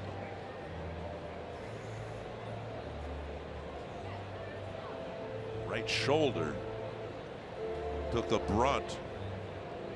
You can see him favoring that arm, grabbing the knee. Oh boy.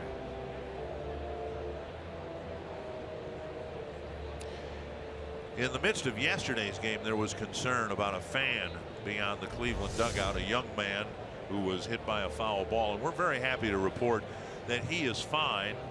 Both teams reached out to the family, wanted to make sure that the young boy was okay, and it does appear that he is fine. Yeah, now putting ice on that collarbone area.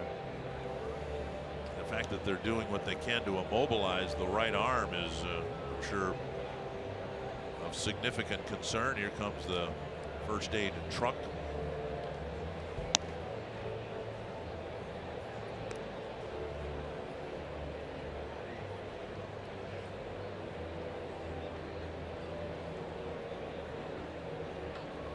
Gomes stoically answering questions from the paramedic.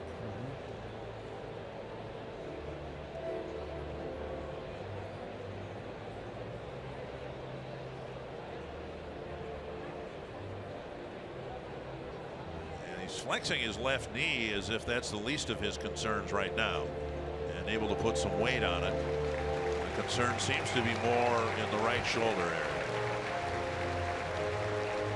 Holmes will leave the ball game and leave the playing field. Oh, you know, we showed you how he kind of came down on that left leg. You think all that jarring, I thought maybe the hip too, you know. I mean, my goodness, all that weight hitting hard. Sure hope he's okay. And of course, if we get word as to what exactly the injury is, we'll pass it along to you. 2 away here in the top of the 5th inning. And the Indians will have to press into service Chris Jimenez, their backup catcher.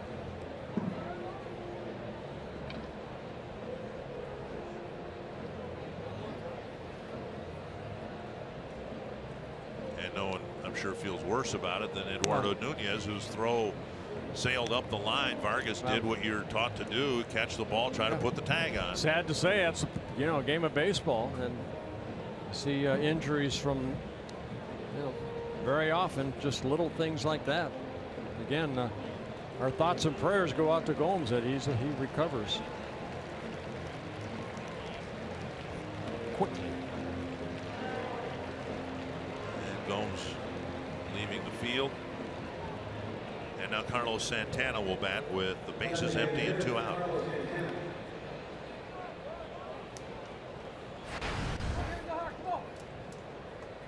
Santana with a fly ball to left and then a ground ball to Vargas.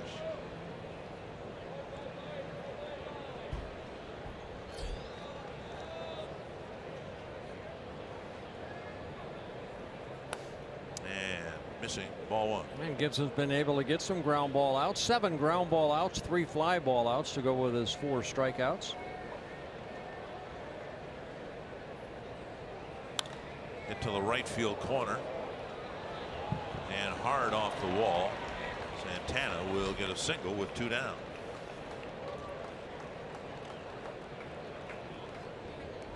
And that'll bring up Kipnis, who's singled and walked.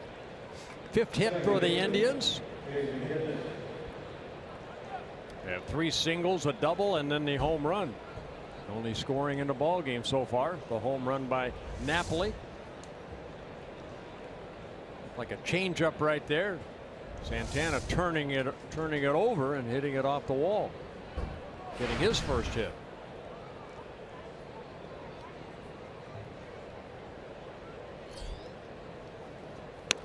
And down the middle, a strike.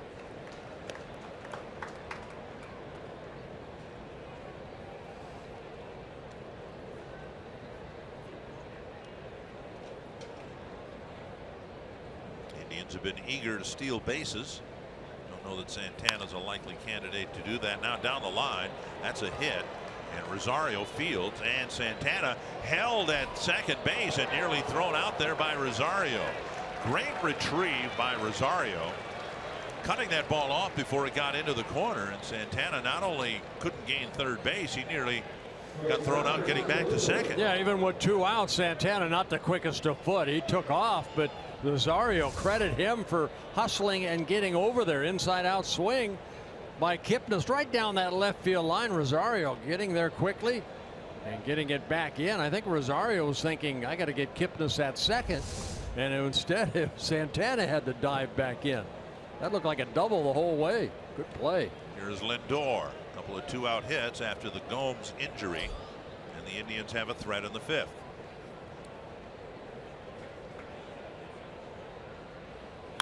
That's hit to center. Coming in Santana, he won't get there. And here comes Carlos Santana to the plate, and he'll score 3 straight 2-out hits, and the Indians get a run, responding very well after the disheartening injury to their catcher. The RBI single by Lindor, picking up his 46th run of the year. The Indians take a 2-0 lead. Jumping on that first pitch, a sinker hit off the end of the bat, so softly in front of Santana in center field. And Carlos Santana off with the crack of the bat. Throw a little bit on the Twin side, and Santana slides across the plate safely. And now here's Mike Napoli with Gibson still trying to get out of the 5th inning.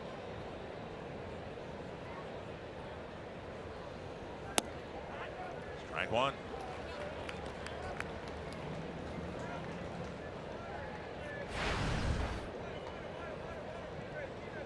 Napoli hitting his 20th home run in that 2nd inning.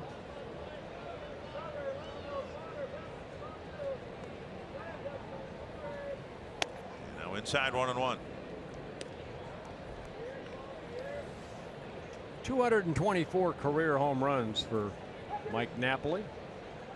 Came up with the Angels, spent time with the Rangers and the Red Sox. 1-1. And Gibson, it's a comebacker and flips to Vargas. A disheartening inning for the Indians. They lose their catcher, but they do string 3 singles together to double their lead.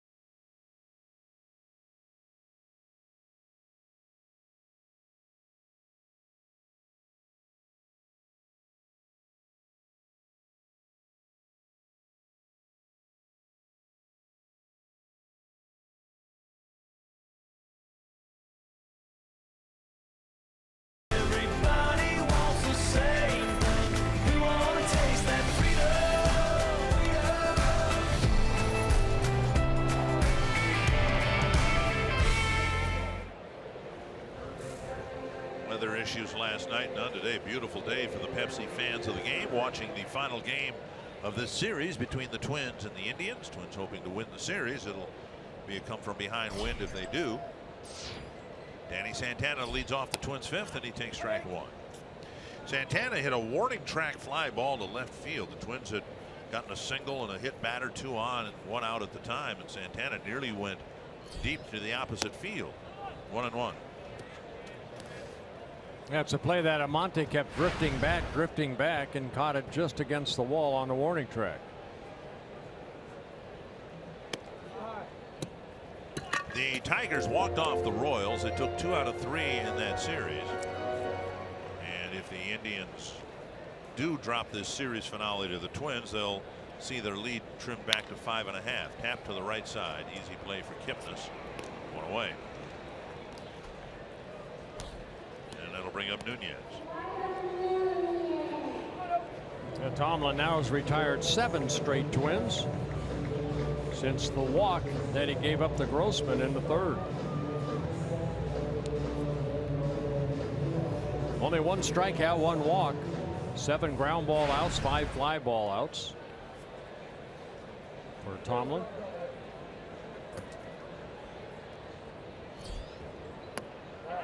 Strike call.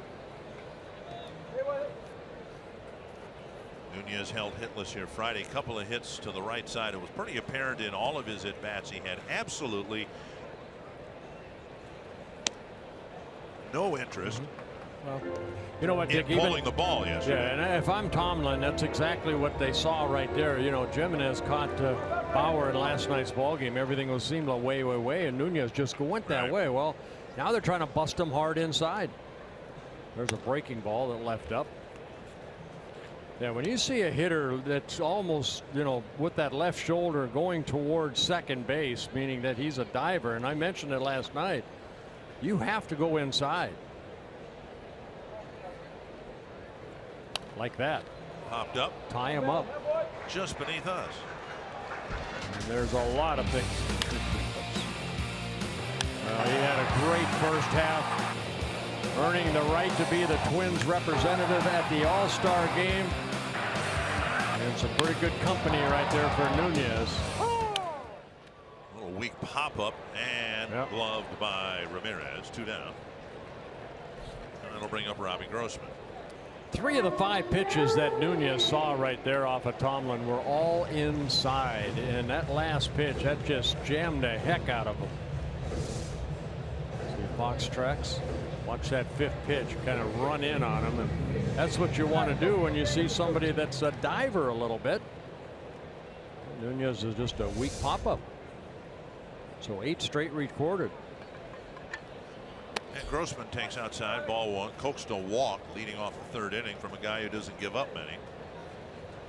We're talking about Grossman's situation with the Indians and finally saying basically he'd had enough, he wanted out, and came to the Twins. And then to complicate things for the Indians, about 2 weeks after Grossman became property of the Twins, Marlon Byrd got popped for a drug offense and got a full season suspension. Essentially Bird's career is over with. But given that occurrence, the Indians might have been well served having Grossman in their organization. He would have been a great fit on this team, but the Twins are thrilled to have him out in front, and it's 2-2. Oh, good curveball right there. Yeah, you know what?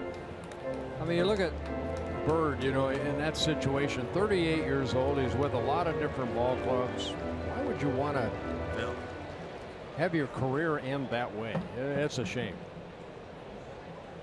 2-2. Of course, the stain of it all is for the opposing teams. He got a big hit to beat the Twins in Cleveland in May, and then had another big hit. I think it was against the White Sox, a walk-off hit.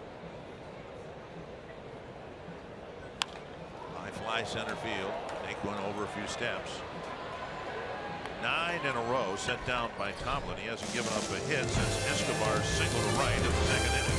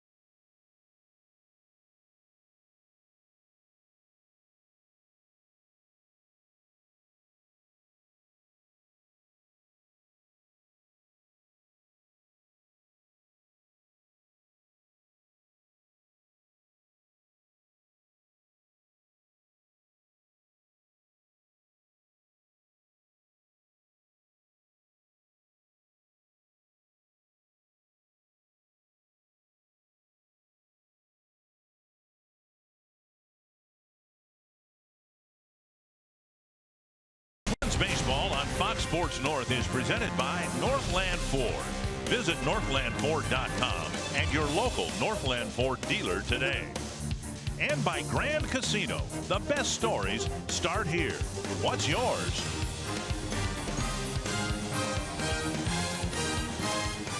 Twins came from behind last night to win a ball game. They'll have to do the same again here today if they're going to win this series. And as we go to the 6th inning, it's Jose Ramirez facing Kyle Gibson. Yeah, Gibson has given up 2 runs in 5 innings.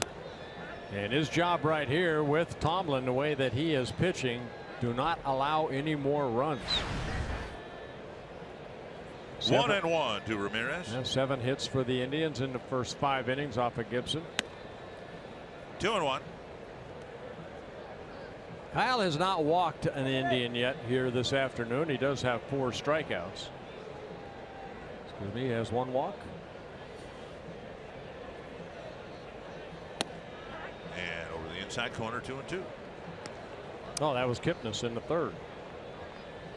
See, I told you I was going to make another mistake. But you've not called him Kyle Osh in No, about I an haven't. hour and No. a half. No. 3-2.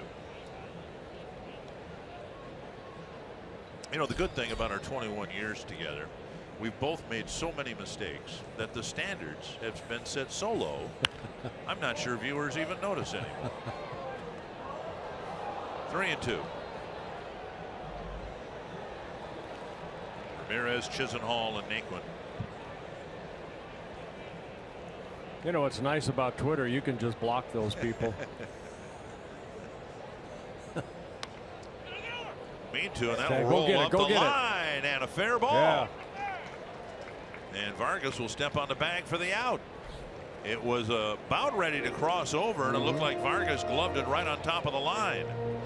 Terry Francona is going to come out and check, and I think he's going to ask David Rackley, hey, that's your call. Right. And Rackley's pointing over his right shoulder saying, no, it's first baseman.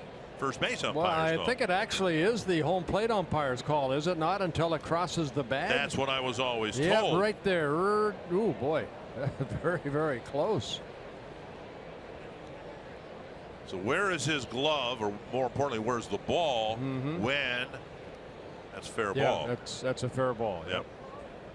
And you can see why it should be the home plate umpire's call, because he's looking up the line at the ball, and the base umpire, in this case Marquez, is shielded from the ball by the glove and a rather large first baseman. 1 strike. Huge. Chisenhall singled, stole the bases last time up. To right field, and a base hit dropping into short right. A 1-out single for Chisenhall. Yeah, Chisenhall picking up his 2nd single.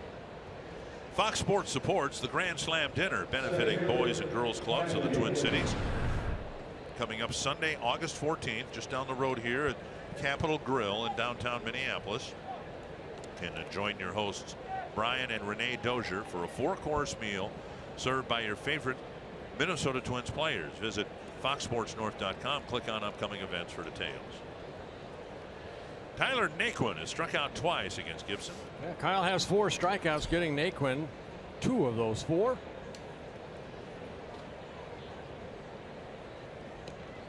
That's a close play, but Chisenhall got back. Remember, Chisenhall stole a base in the 4th inning, got a pretty good jump off of Kyle Gibson, stealing his 5th base in 5 attempts.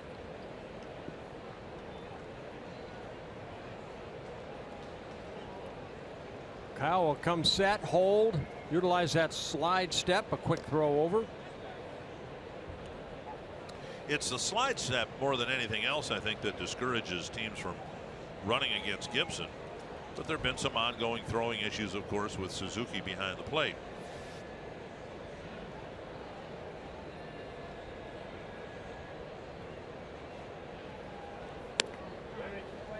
Good pitch and a quick delivery to the plate.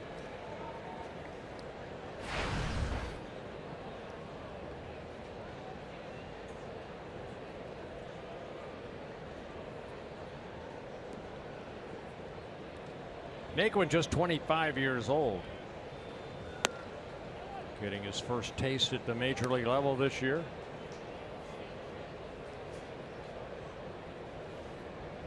And the whole Naquin Grossman situation that led to Grossman coming to the Twins. Just think over the years, Bert and fans, how many different fourth outfielder types the Twins have had. Now the Twins are still hopeful that eventually they'll settle on an outfield of Rosario, Buxton, and Kepler. And if Grossman could fit in there as a, fourth outfielder, boy, how good would the outfield be? But just think of all the names: Darren Mastroianni, Jason Repko, Eric Komatsu. I mean, it seems like every year there have been two guys that. Clete Thomas, there's another one for you. And in Grossman, they may have someone that could fit into the picture long term in the Twins organization. And then again, the Twins could trade him after the game today, and we won't see him in Detroit. Fouled back. There is that too. I mean, the Twins are stocked in the outfield right now. So as much as we like to imagine Rosario, Buxton, Kepler in the outfield, and Grossman, and Danny Santana, and any or all of those guys would be subject to possibly being traded. Well, they gave up on Oswaldo Arcia. Right. 1-2. Daniel Palka, whom the Twins got from Arizona. He's in AAA after graduating with 21 home runs in half a year at AA. He's an outfielder. Zach Granite is a name that Twins fans should start paying attention to. He's having a phenomenal year at AA. He's a speed guy, steals bases, has some power. He's got a great name too. Granite? Zach Granite. He'd never have to buy lunch in St. Cloud in the Granite City. High quality. 2-2 to Naquin.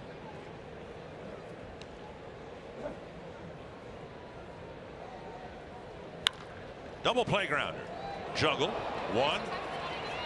And they'll only get the one. Yeah, Naquin too quick out of that box. That little fumble right there by Escobar. Unable to turn. Maybe the second double play behind Gibson. Join us Wednesday, July 27th. The Twins taking on the Braves. And the first 10,000 fans 21 and over get a Twins 91 World Championship Stein presented by Budweiser.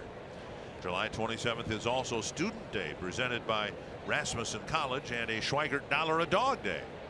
For tickets, go to twinsbaseball.com/tickets. Call 800-33-TWINS.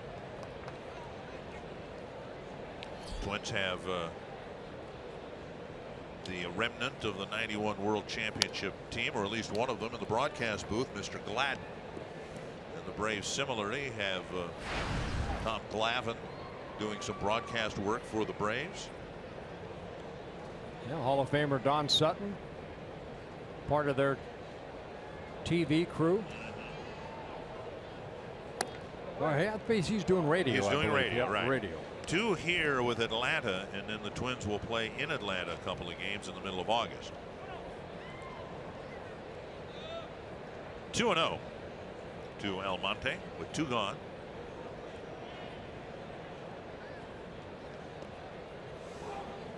Yeah, Monte, a switch hitting outfielder, came up with the Mariners in 2013. Also spent time with the Padres. Originally signed by the Yankees out of the Dominican Republic back in 2005. Hooked foul over the head of Sandy Alomar, and that's saying something. Boy, he was a great catcher. I got to play with his dad, Sandy Alomar Sr. This is Sandy Alomar Jr. when we were teammates in Texas. At least in my era, he was the first of the big catchers. Joe Mauer, at 6'5", Gold Glove winner, 3-time batting champion behind the plate. But Alomar kind of stood out, no pun intended, among catchers in his era because, he was well over 6 foot. I used to, my son Todd and Alomar's are almost the same age, and they used to go in that backyard in Arlington, Texas, at the old stadium in the back where the clubhouse was, and just play ball over and over and over all game long. Roberto, Sandy Jr., and also my son Todd, and all the other kids at that age. Well, it was kind of ironic then, wasn't it, that Roberto Alomar was inducted into the Hall of Fame when you were a few years ago? 3-1 to Almonte, with Gibson trying to put a lid on the 6th inning here. Twins have been out hit 8-3. And a foul ball. And Gibson wants to have a chat with Suzuki. Gibson now at 90 pitches. And you'll be going back to Cooperstown, right? You're going to be leaving us again. You put in 3 games, and now I think you get more, a couple more weeks off after you do 3 games? No, I'll be rejoining you when you come back home off this road trip. Okay. So, but no, my wife Gail and I are heading to Cooperstown this weekend. So I've had the great honor of being in 2 Hall of Fames in back-to-back weekends, the Twins Hall of Fame and then Cooperstown. Runner goes, and the pitch lifted to center. Santana now has to drift back, still going back, and he can't make the play, and the ball bounces over. That's a blessing. For a ground rule double, and that means that Naquin will be held at third base. That's the blessing right there, but that's a ball that we saw Buxton kind of lose the flight of the ball here the other night in center field. And that ball looked like Santana was there. Now maybe he just didn't pick up the ball right off the bat, but it's a high fly ball off the bat of Almonte. And Santana, you can see, looks like he knows where it is, and then he keeps drifting back, and tries an over-the-shoulder catch. And very lucky for the Twins, it hits on the turf and then on the warning track and then bounces into their bullpen of the Indians. Here's Chris Jimenez with runners at 2nd and 3rd. The Twins helping the Indians create this threat here. Remember, there was a tailor-made double play grounder that wasn't converted. And now a ground rule double and a base hit into the left field corner. Naquin will score. Almonte will score. And the Indians, who've been opportunistic all year long, jump on some Twins mistakes to score 2 in the 6th. Well, with the injury of Gomes, Jimenez getting an opportunity. He started in the last night's ball game, went 0 for 3, but jumped on that first, looked like a slider that stayed up. And Jimenez picking up RBIs only number 5 and 6 on the year, as he hits it over the head of Nunez at third base down that left field line. You can hear the Indian dugout roaring with approval. And look at what they've done here since they lost their catcher to an injury whose severity is still unknown. Santana singled, Kipnis singled, Lindor singled, and they got a run after the 2nd out in the 5th. And now 3 2-out hits, or 2 2-out hits, 3 in the inning, and 2 more runs here in the 6th. I'm sure Terry Francona very happy with how his team has responded to the deflating injury to Yan Gomes. Well, sad to say, you know, they took advantage of the misplay by Santana in center field. And again, Escobar bobbling a tailor-made double play Right, grounder. exactly. 1-1. Swing and a miss, 1-2.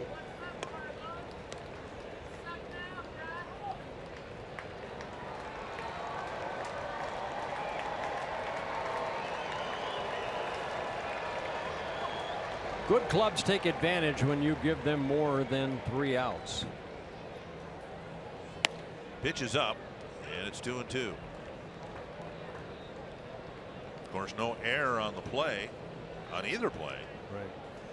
Yeah, 6 hits for the Indians over the last 2 innings off of Gibson. He's given up 10 now.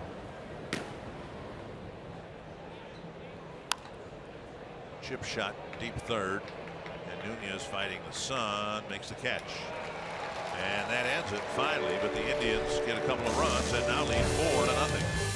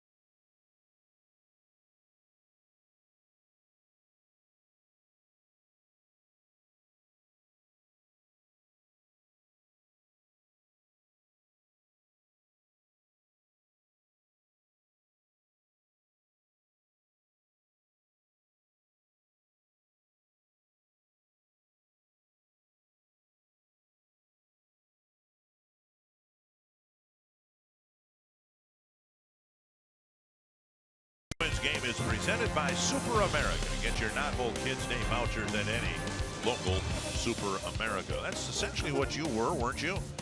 In Anaheim, a Knothole viewer of Angels games. You kind of peeked your way around the corners and got into ballparks free and stole your way through your childhood. I sure did. I went to the season ticket holders window and asked politely back in the early mid-60s when the Angels came over to Anaheim in '66. They didn't draw a lot, so a lot of people would have extra tickets, and we get in free and watch a ball game. You just basically begged your way to complete strangers. Very, very politely, yes. Politely, it was a polite beg. And it worked. Kenny Vargas. I've been begging ever since. Vargas taking ball one, now ball two against Tomlin. Yeah, Twins got to get something going here. Tomlin's retired 9 straight Twin batters. And you mentioned the only last hit was Escobar's base hit in the 2nd inning, leading with 1 out.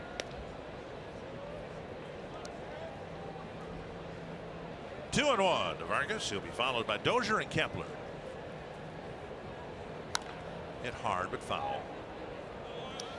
Twins lineup, not necessarily in this series, of course, but Twins lineup producing more runs. There are now 5 teams in the league that have scored fewer runs, 5 teams in the league that have hit fewer home runs. Just running into a really good pitching staff here in this Cleveland series.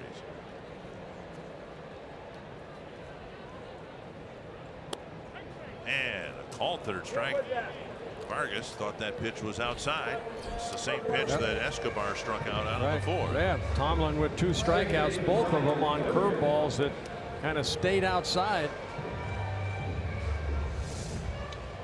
Yeah, that was a good pitch, according to Fox Tracks. Yeah, the one to Escobar was up in the strike zone and it showed it off the Fox track, but that one there did clip the corner. Dozier with one of the Twins hits, a 2-out single in the 1st, then a fly ball to center. Strike 1. And again, strike 1 for Tomlin. 16 of 22 first pitch strikes. Way over on the first base side of the rubber. That's to right field, and Chisenhall has a run after it, makes a catch, 2 down. Saturday, MLB on FS1 is back with a big-time doubleheader. All-star backstop Buster Posey and the Giants battling the Yankees. The Rangers tangle with the Royals in a game you can only see on FS1. Action begins at 3 p.m. Central on FS1. Watch it live on Fox Sports Go. The White Sox scored a run. They're still trailing the Angels 2-1, but they scored a run. That's a big deal. But they lose 1-0 to Shoemaker. 30 innings in a row without a run scored. And the Yankees have been struggling. Kepler with a drive to right. This one's up and back and gone. A home run. Kepler hitting his 9th of the year. The Twins are on the board. I think in the first 2+ games we've seen Kepler, all his swings seem to, ball went to left field, but this one, no, he turned on it. And one thing that Tomlin has had a problem of this year, and that's giving up home runs. Nothing against that. 22 home runs now he's allowed, and a high fastball right there. Kepler opening up quickly. And you can see how quick he got the barrel of the bat on that ball. And it's a 4-1 ball game. And now Rosario, a bouncer to short and a liner to center. That's a nice swing right there by Max Kepler.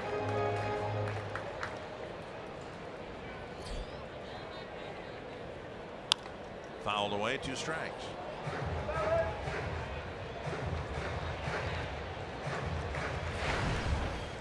That home run ends a streak of 11 straight Twin batters that Tomlin was able to retire.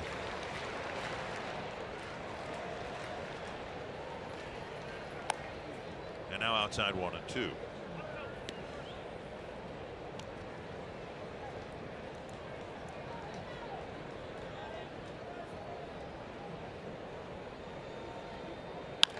And a base hit to left. Rosario shoots one the other way. That'll bring up Escobar. Now Tomlin leaving a couple pitches up. High fastball to Kepler, right there to Rosario. Ball up, and Rosario took it the other way.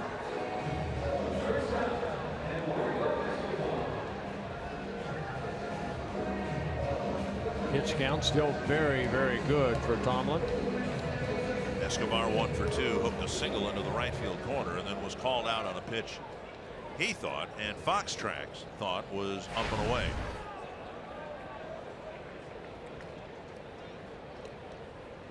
Down by 3 runs. Wouldn't expect the Twins to do any running here.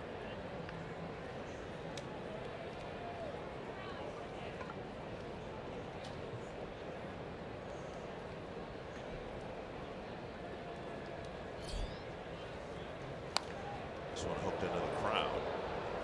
1 strike. The Twins saw the Indians string together some 2-out hits to score a couple of runs on the top of this inning. They've answered with 1. Hoping to chip away at what's now a 3-run lead.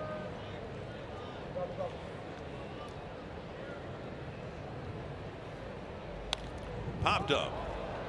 Third baseman Ramirez will wait. Now he'll give way to Lindor.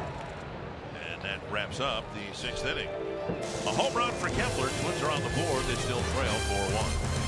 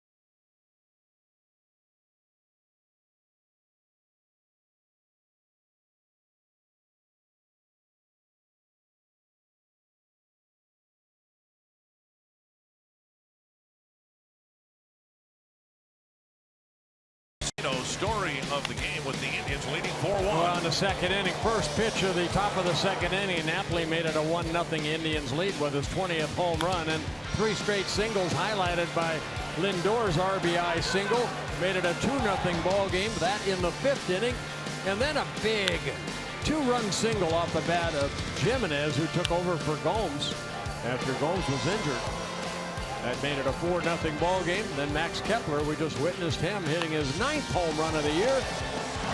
The only run the Twins have been able to muster off of Josh Tomlin so far. And so it's a 4-1 ball game as we go to the 7th inning. And the Twins dipping into the bullpen. Neil Ramirez coming out of that bullpen, making his 8th relief appearance. He was claimed off waivers by the Twins from the Brewers back on June 12th. He's had a couple tough outings in his last 2 outings, one in Oakland back on July 5th, and in his last outing in Texas last Sunday. Over those 2 outings, he's pitched a total of 2 innings. He's given up 5 hits and 6 runs. 2 home runs, a 3-run home run by Danny Valencia and the other one by Profar with the Rangers.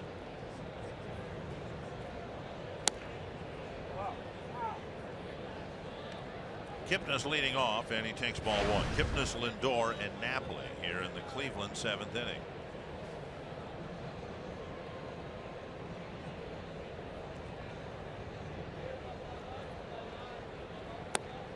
And a strike. Paul Molitor saying today, and it wasn't really earth-shattering news, but they're going to try to be a little more protective of Ryan Presley. You've talked about all the games that he's pitched. Right. And Presley's pitched in the first 2 games of this series coming out of the break. Yeah, other guys are going to need to step up, you know, like Ramirez right here, a guy that hopefully can get, you know, I mean, he's coming into the ball game hopefully not only to pitch the 7th, but hopefully the 8th. Right. So those appearances that went to Presley that might not go to him anymore will somehow impact Neil Ramirez and others. Inside 3-1. Ramirez needs to throw more strikes, work ahead on the count. He's struggled to do that. Yeah, Ramirez started the season with the Cubs, also with the Brewers.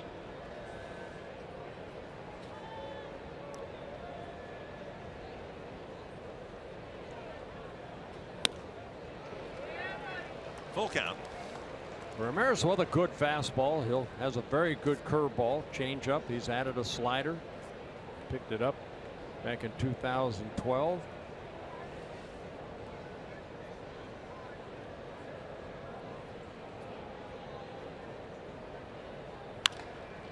Deep to the left field corner.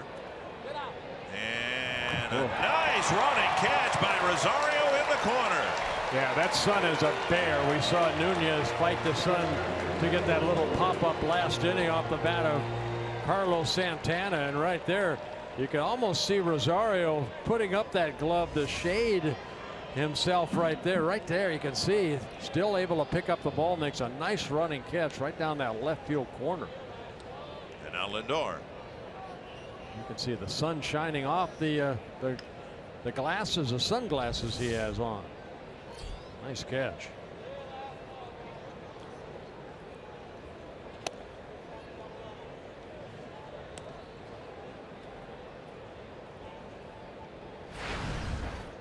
Lindor with an RBI single, the 3rd straight 2-out single the Indians picked up after the Gomes injury. Indians have had some injuries to deal with already in the second half. We'll update you on Gomes here shortly. But Tommy Hunter, who was mysteriously not used last night as the Indians were working through their bullpen, and after the rain delay it was Colon and not Hunter. And the Indians sent Hunter back to Cleveland today. He had an incident at home. He fell at home carrying his young child and cracked a vertebrae. He tried to pitch a bullpen session here yesterday and felt it, and he had an MRI done here in Minneapolis, and terrible injury for Hunter with a fractured vertebrae, and he's going to be out for a while. 3-1 to Lindor.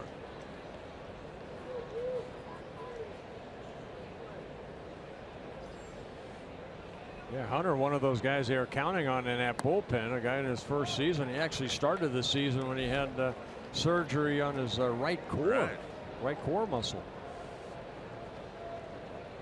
Here's what happened to Yan Gomes in the 5th inning. He had a ground ball to Nunez right here, and it's a little bit thrown on the infield side. Vargas making contact with him for the out, but then Gomes taking a tumble.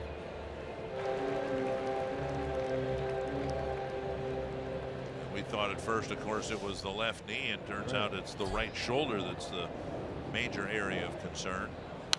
Fouled back. Of course, you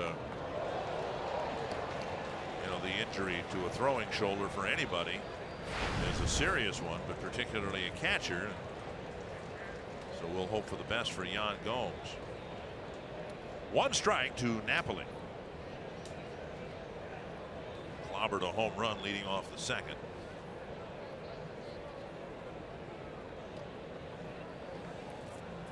Lindor a threat to steal. He has 13 stolen bases in 16 attempts. It was apparent last year already, and I hesitate saying this. I don't know Lindor. He was nice enough to do a post-game interview with us on Friday with Marty Gellner. There he goes. Pitch out. Suzuki's throw. Not quite in. No, they got him. And then immediately gets Terry Francona up with his foot out of the dugout, and looked from up here as if Lindor was safe at second, but the second base umpire, Larry Vanover, called him out. You know, when you get a pitch out call like that, you want to try to get it to Suzuki as quick as possible, but you saw the high leg kick of Ramirez. The quick tag by Trevor Plouffe, but, excuse me, Dozier. Yeah, they got him. On the wrist before the fingers reached the bag. That's a very, very quick tag by Brian Dozier. And Suzuki with a throw out. And props to Larry Vanover, who was right on top of it, made the right call. 1-1 now to Napoli. Very high fly ball to short center. And it's Danny Santana with the catch to end the inning. Twins are down by 3 as we go to the bottom of the 7th. But we're happy on this gorgeous Sunday afternoon to bring you God Bless America. Fans, please rise as we welcome 2016 Twins audition winner, singer-songwriter Alec Walters, as he leads us to the singing of God Bless America. God bless America, land that I love. Stand beside her and guide her through the night with a light from above. From the mountains to the prairies to the oceans white with foam. God bless America, my home sweet home. God bless America, my home sweet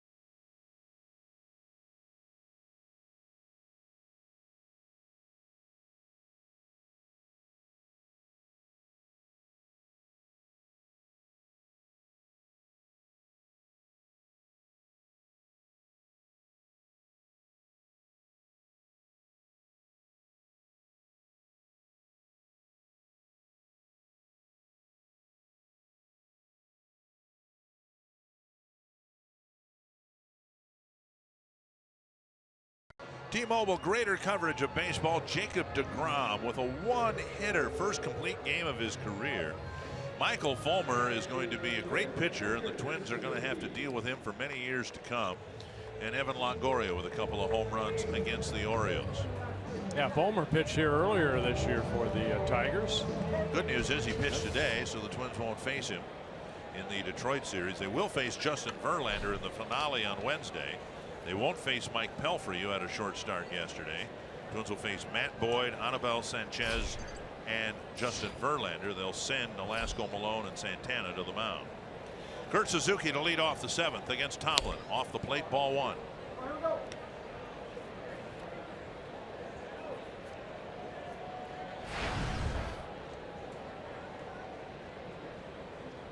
Suzuki hit by a pitch and then a fly ball to right. Nice pickup by Ramirez at third, and he throws him out. A hot ground ball. Ramirez covering ground to his left, turns it into an out. Tell you what, every time, I think the more we see, of course, Lindor's an all-star, but this Ramirez kid, my goodness, we've seen him at third last night in left field. But this young man, only 23 years old. Good little player. Good hitter from both sides of the plate. Nice defensive play there. Danny Santana 0 for 2. A deep fly to left and a ground ball to second. One chopper right side and an easy second out.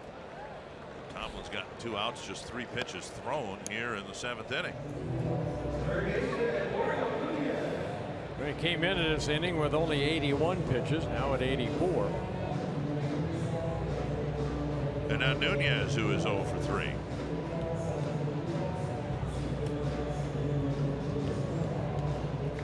Showed you the chart earlier on Tomlin on the road this year. This is his 9th start. Came into this game 5-0 with a 2.62 ERA on the road. Ball 1. And 7 of his 8 previous starts were quality starts. 6 innings, 3 earned runs or less.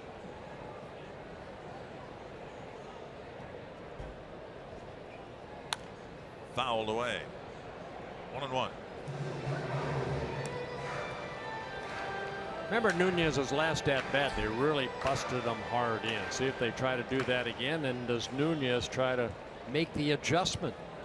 Watch Jimenez, the catcher, again creeping inside.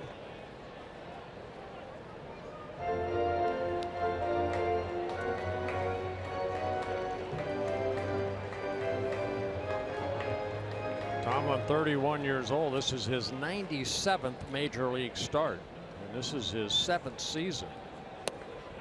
Over for a strike, 2-2. Good curveball there. His 17th start of the year. So coming into this year in 6 starts or 6 seasons with only 80 starts. The injuries, the elbow injury, the shoulder injury, and if they can keep this guy healthy, 9-2 coming into this ball game. Full count to Nunez with 2 gone in the 7th. Fouled straight back. Good pitch. Pitch to hit and fouled it back. He doesn't get cheated. And Tomlin's actually struggled here, making his 10th career start against the Twins here tonight. 5 starts here. ERA over 7. 1 win, 2 losses. But not this afternoon. High fly to left field. Almonte measuring it and making the catch on the track. A 3 up, 3 down, 7th on to the 8th. It's still 4-1 Cleveland.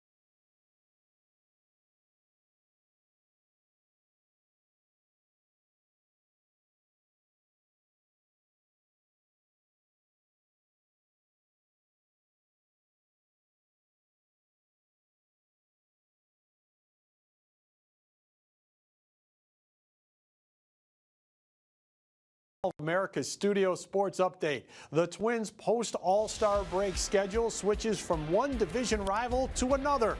Join us Monday on Fox Sports North when the Twins travel to Detroit. to take on the Tigers. Our coverage begins at 5:30 on Fox Sports North. 3 games in Detroit will televise the Monday night and Tuesday night's game. And not Wednesday afternoon. Then the Twins play 4 in Boston, and we'll televise all 4 of those. Jose Ramirez will lead things off against Neil Ramirez. Neil Ramirez facing just 3 men in the 7th inning.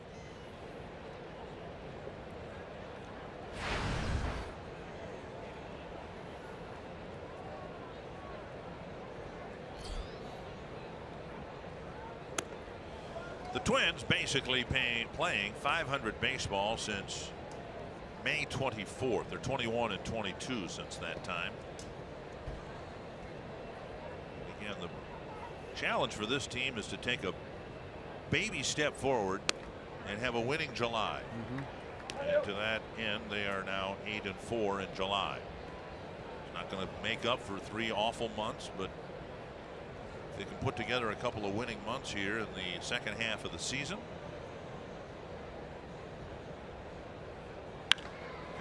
Left center field and deep.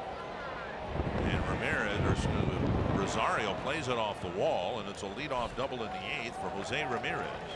Well, Ramirez picking up his 22nd double of the year. That's the most for the Indians. High fastball, just took it the other way. Rosario tried to get up there quickly, but has to play it off the wall.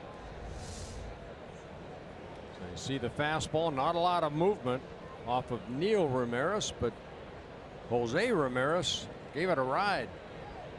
And now Suzuki to the mound with Lonnie Chisenhall at the plate. Chisenhall with singles his last 2 times up.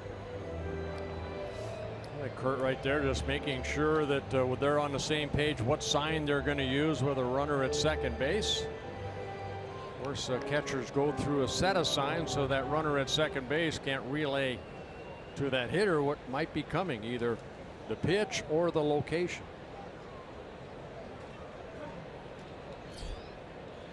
Not saying that they would do that. In the air, and Nunez with a catch, and a terrible bunt by Chisenhall, 1 away. And Francona trying to get that run back that came off the bat of Kepler on that home run, but Chisenhall, who was asked to bunt in last night's ball game, didn't do a very good job of that. Squares around right here, jabs at it, and that creates that little pop-up. 1 down, and now Tyler Naquin.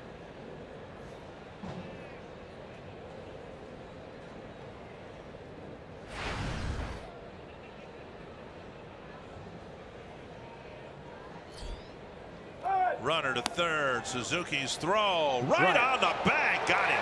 A perfect throw from Kurt Suzuki. And now Terry Francona says, hold on just a minute. What a jump right there by Ramirez, but a great throw. Whether he's safe or out, Suzuki came up firing. But look at the jump that Ramirez got. The throw was right in front of the bag. I mean, the throw was absolutely perfect. Look at that. Wow. And Nunez tagged the helmet as it was detached from the runner, but then got him on the wrist, I guess. Swing and a miss. Foul tip. Back-to-back throwouts for Suzuki. He threw out Lindor at second in the 7th, and now he got Ramirez at third. You can't make a better throw. I mean, Nunez had his glove right there, went right in the glove. There was no time to drop a tag. My goodness. 2 strikes to Naquin. And now fouled away.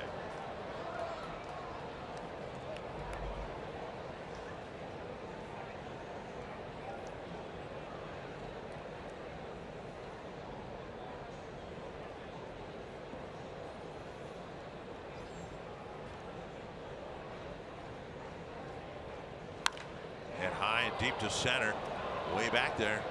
And Danny Santana watches it leave. Naquin hitting his 10th home run of the year. And the Indians do get one back with a 2-out home run. Naquin showing off some power right there. Ball looked like it was down. And we have seen that baseball in straightaway center take off. Fox strikes presented by Carrier. Down might not even have been a strike. Right, not a bad pitch, but Naquin very solidly hits this ball. And Santana goes back, but then realizes he's not going to get this. So second home run of the ball game for the Indians.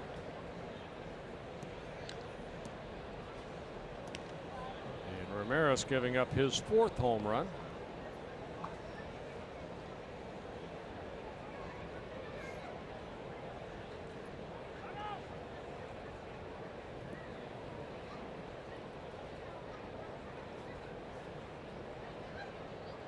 Two-out hitting. Boy, the Indians have done a good job of it today. Napoli hit a first pitch home run in the second inning. But the runs in the fifth, the run I should say in the fifth, came on 3 straight two-out singles. And then in the sixth inning, the 2 runs were scored on a 2-out single by Jimenez. And now a 2-out home run here in the 8th.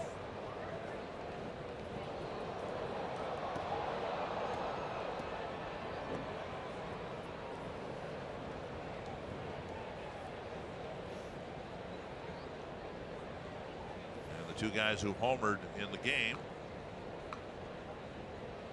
Naquin and Napoli. Compare notes. Foul back. Well, that's good to see. You know, Napoli, the veteran right there, and Naquin, of course, the rookie in his rookie season, kind of learning from the veteran.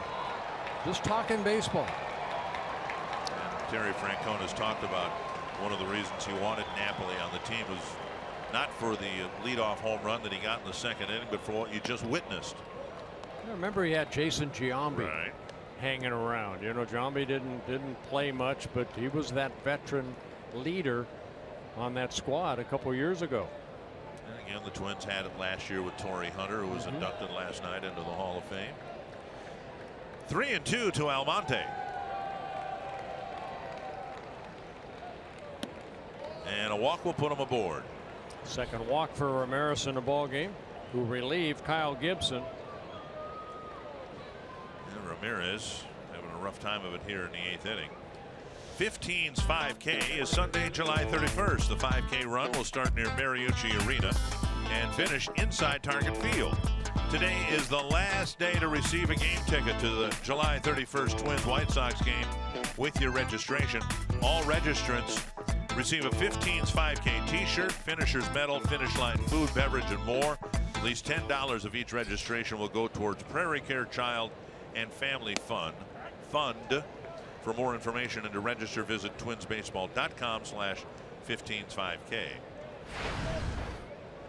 Jimenez, the batter, on the first pitch he saw in his first at bat after replacing Gomes, a 2-run single to left.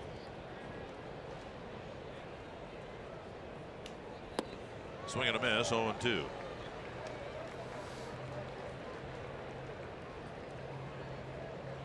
Yeah, Jimenez, one of those catchers that's known more for his defensive ability than his offense. Any offense is a bonus. But he's been around the block. This is his 3rd stint with the Indians, originally signed by the Indians back in 2004. Chopped up the middle, and Escobar to Dozier ends the inning. Another run for the Indians, and the lead back to 4.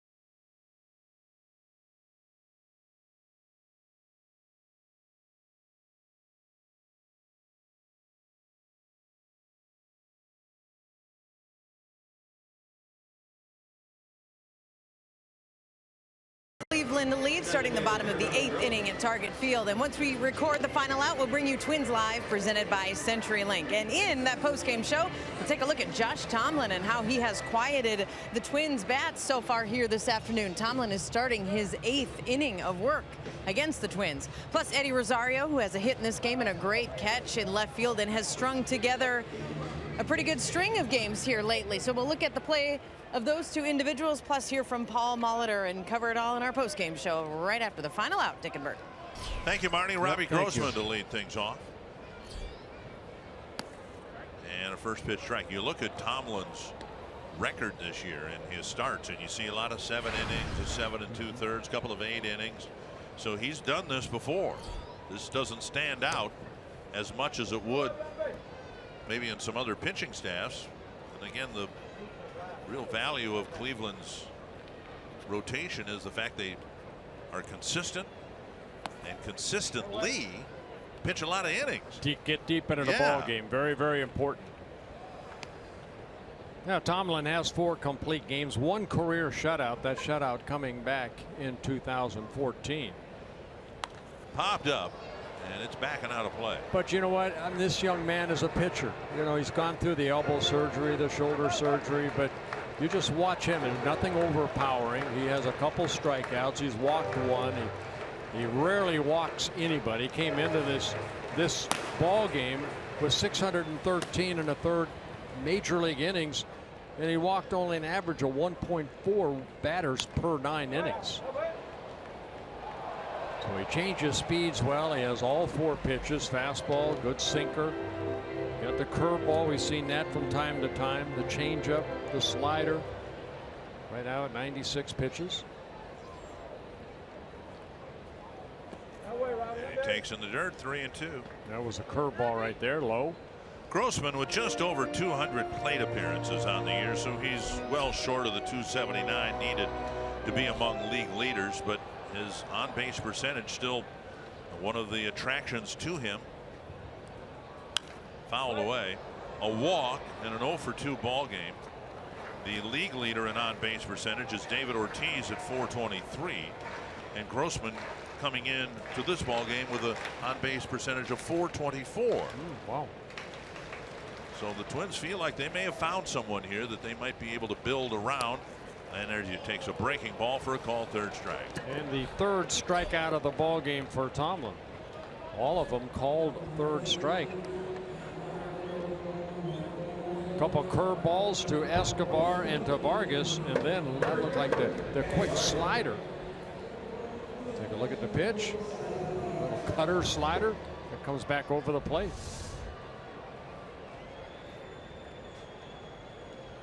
One down, and here's Kenny Vargas outside ball 1. Jordan Schaefer, another 4th outfielder type. You know, you can look through the media guide and come up with so many guys, and under rather curious circumstances, the Twins may have found that extra outfielder guy in Robbie Grossman. Yeah, now we just showed you that Tomlin, this is a 102nd pitch thrown here, how he's done per inning. Hit into the right field corner, foul. Line foul, but the most pitches he threw in an inning was in the 3rd inning. He threw 19. Other than that, from the 1st inning on, 12, 11, 19, 9, 15, 15, 10. That's how you get deep into the ball game. Some quick outs. That's what Kyle Gibson unable to do. And a foul tip. Jimenez hangs on. 2 away. So back-to-back strikeouts. The first swinging strikeout for Tomlin. Nobody sees sports quite the way Colin Cowherd and Jason Whitlock do. The brains to know and the guts to say. Catch Colin and Jason on FS1's new daily sports talk show. Speak for yourself. Weekdays at 5 p.m. Central. 2 down now in the 8th, and Brian Dozier.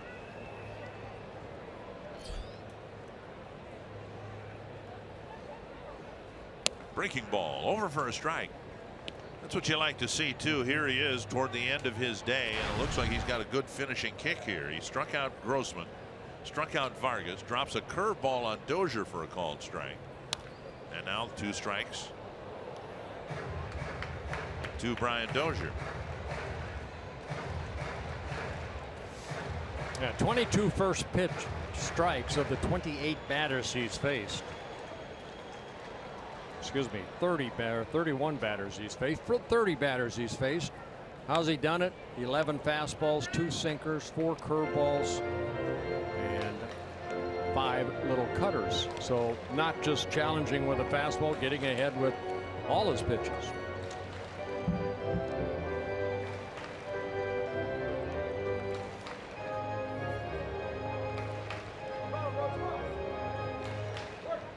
Two strikes to Brian Dozier. That's down the left field line and down for a hit. To the wall it goes. Dozier to second. And the ball thrown a long way off target. It's a 2-out double for Brian Dozier. Dozier picking up his first hit, the swinging bunt single in the first inning, and here it's his 17th double down that left field line. Breaking ball, and Brian stayed back nicely right there. Had a great solid swing. Even though that left foot, you can see, came jumping out, but he kept the hands back and lined it into the corner. And that will chase Tomlin out of the game, but he gave the Indians a really good start again here today. Twins so far with just 1 run on the board, trailing by 4.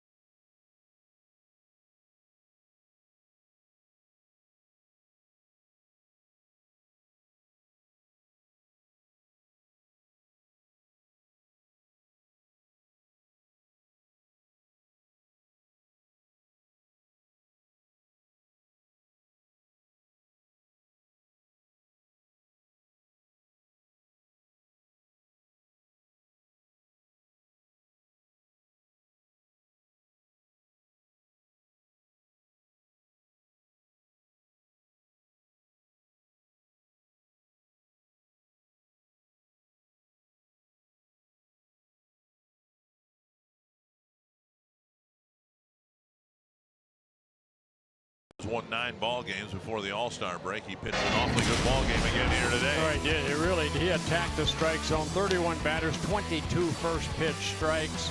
He had 4 strikeouts, 2 of them coming in the 8th inning right here, but he just painted. He hit the corners, he changed speeds well.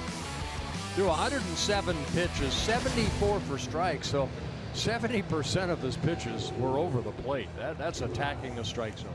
Adams will relieve him here in the 8th inning with 2 gone, and Brian Dozier at second base, pitching to Max Kepler, who homered his last time up. Yeah, Adams a couple stints with the Indians this year. Fastball up and away, ball 1. 98 miles per hour. Good fastball by Adams, clocked at the one time 100 miles an hour. Curveball, slider, and a changeup in his 3rd season with the Indians.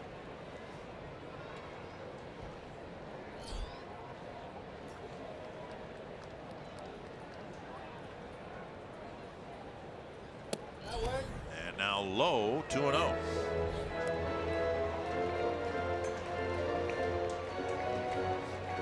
Adams, 29 years old, signed by the Indians in 2009.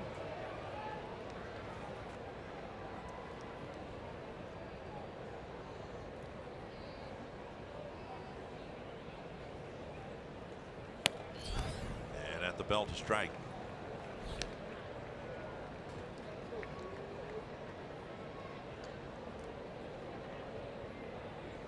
Very compact delivery by Adams. Last fastball at 98 looked like he was just playing catch in the backyard. Wow. And then a swing and a miss to even the count. Adams started the season in the minor leagues, getting called up in the latter part of May. Spent about 2 weeks with the Indians and then sent back down and then recalled back on the 7th of July. And Kepler strikes out. And Adams comes in and impresses, ending the bottom of the 8th inning.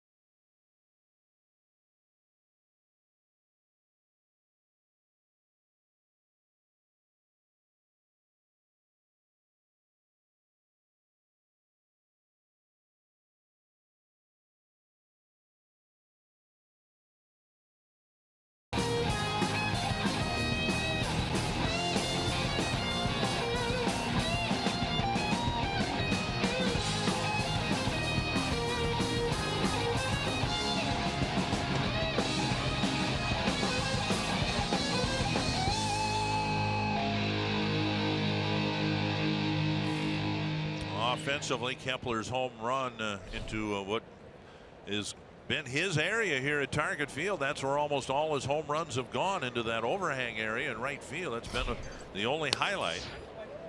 And now Neil Ramirez begins his 3rd inning of work. And it's important for Ramirez to hopefully have a clean 9th inning here. Don't want to bring in anybody else. It's kind of like a day off for the relievers if Ramirez can pitch the 3 innings needed here. You know, last night's game, 2-hour and 5-minute rain delay toward the end notwithstanding, it was an interesting game because both managers were using players, using their bench, getting them in the game, and each manager had 4 bench players. And Paul Molitor talked about it today on his radio show, how it's a lot more fun. You can do a lot more things when you have that extra bench player. Well, of course, to do that, you've got to get by with a 12-man pitching staff, and we'll see how long the Twins can do that to get enough innings from their starters, enough outings like this from Neil Ramirez. And if they can get through this game using just 2 pitchers, then that will help the Twins keep just 12 pitchers rather than going to 13. 3-1 though to the leadoff man here in the 9th. Fouled back, 3-2. Well, one thing Neil Allen, the pitching coach, now back with the ball club, does a good job of and that's letting everybody know what their role is. And for Ramirez, hey, you know what? You're kind of the guy that hopefully we can get 2 or 3, maybe more innings out of. There's Neil. Full count to Carlos Santana. Chopped right side. Easy play for Dozier. 1 away. Yeah, in Ramirez's case, his job is to pitch 3 innings. It might not be the 7th, 8th, and 9th. It might be the 5th, 6th, and 7th. Wherever it is in the game, you know, the Twins just need that long reliever to pitch effectively and keep them in ball games. I remember we had a left-handed pitcher way back in the 70s, Vic Albury. Oh, sure. And we were getting blown out in a ball game, maybe like 10-1 by the time he came in, and the rest of the game wasn't your start, was it? I don't recall, but it was He ended up giving up, I think, 11 runs in the 4 innings that he needed to. Oh, yeah, he was out there for the duration. Yeah, it does not help the earned run average for a reliever when you give up 11 runs. I think we lost big. Fouled away, 0-2. I'll be interested. There's already rumblings about the next collective bargaining agreement with the Players Association and what are the negotiating points, the travel, the schedule. Interesting report in the Minneapolis paper today about the possibility, and I think it's very, very remote, that the schedule itself will cut back to 154 games. I hope not. Well, you know, if you want to avoid the travel issues and all of that, you know, you need to accommodate it. We've added all these different playoff rounds since you played. But I'll be very interested to see whether there's any push to add a roster spot, 26, maybe even 27, or change the rules in the dirt so that 25 players are eligible for any given game, and you can make changes. If you have a 27-man roster, there are 25 that are eligible, and if the guy started the night before, maybe you take him off the list. I think the way the game is played, it almost requires more than 25 guys. I agree with you. I think the roster should be 26 or 27 because every club needs 12, 13. Sometimes we've seen clubs with 14 pitchers. In the case of last night's game, both managers in the mid to later innings switched catchers, which most managers are reluctant to do because most teams only carry 2, because in some cases they've only got 3 bench players. I thought what you were leading toward was, as a starting pitcher, it's required that you have to pitch at least 5 innings to get a win. I thought you were going to say they need to drop that down to 4. Well, I've thought about that too. Only because, you know, Trevor May last night threw 2 pitches. He got the win. Right. Just because he happened to finish off the 11th inning and then the Twins scored. But we've seen that before. I remember a couple years ago, Casey Fiend twice threw 1 pitch and got the win. That's a reward to the reliever. And Trevor May getting the win. That was his first of the year out of that bullpen.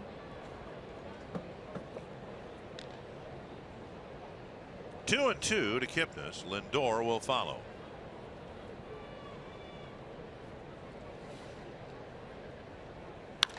That's to left center indeed.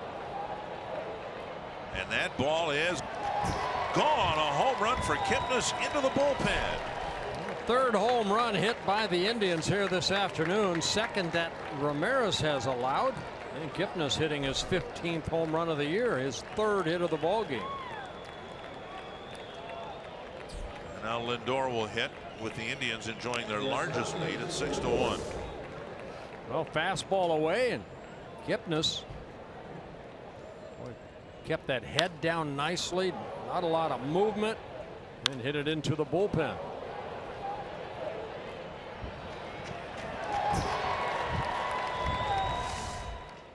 Kipnis, who hit only 9 home runs last year, has 15 here so far. You got Napoli, who's already homered more than he homered last year.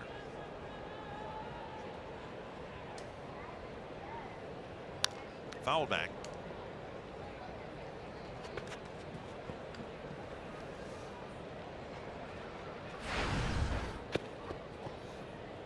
Lindor singled in a run in the 5th.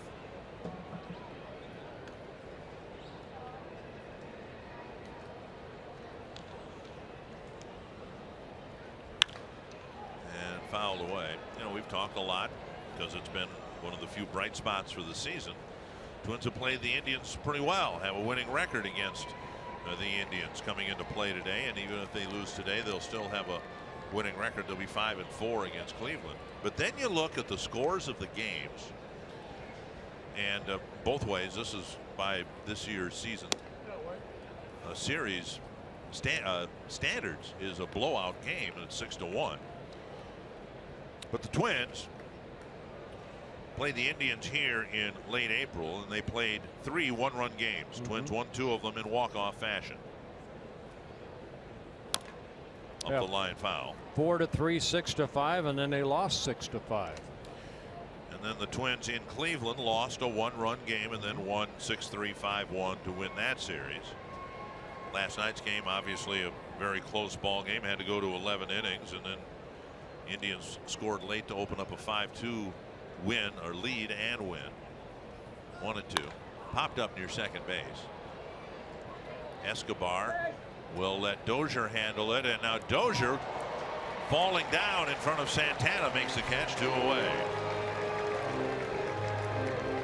Well, as a middle infielder, of course, Escobar giving way to Dozier as he called him off. You go out there and you hope that you hear the outfielder call you off, but Ryan stayed with it. He did not hear anything from Danny Santana. Don't know if Danny Santana could have caught this ball or not, but Santana hustling in, but it's Dozier and makes a nice catch. He stayed with it.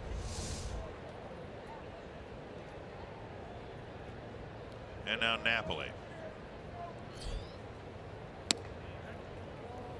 I guess more than the 1-loss record, the most important thing to me is this Cleveland team is playing really good baseball, and the Twins, all the games have been competitive games with them. And again, it's a baby step. Winning the games ultimately is the most important thing.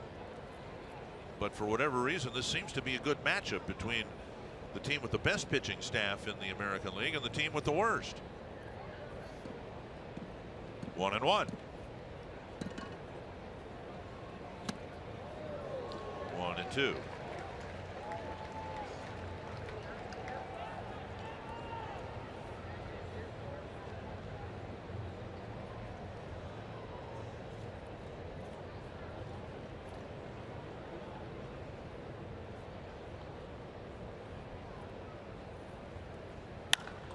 High fly ball, short right field.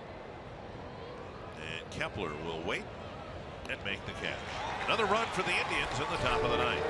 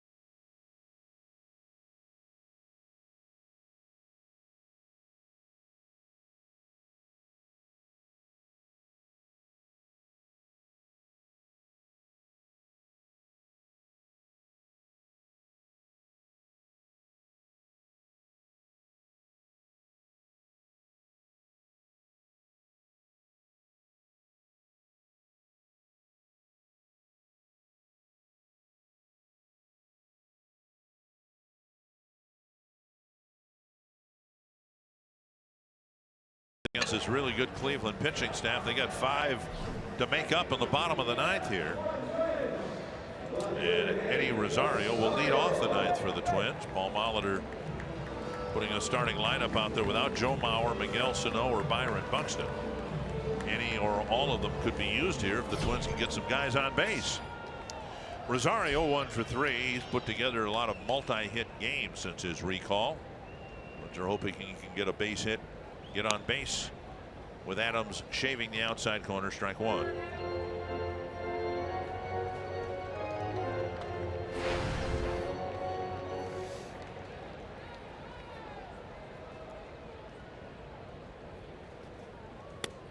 And now a ball, 1-1. A little defense change for the Indians behind Adams. Gonzalez now taking over at third base. Kipnis coming out of the ball game as Ramirez moves from third to second. So he hit a home run, you get to come out of the ball game. Why didn't they take out Napoli in the second inning then? 2-1 to Rosario. That's a rhetorical question. You don't want me to try to answer that. No, okay. I'm just throwing it out there. Rosario, Escobar, Suzuki scheduled here in the bottom of the ninth. That's hit hard to center, and Naquin tracks a knuckleball and makes a good catch on a ball that was a more difficult ball to catch than it might have appeared.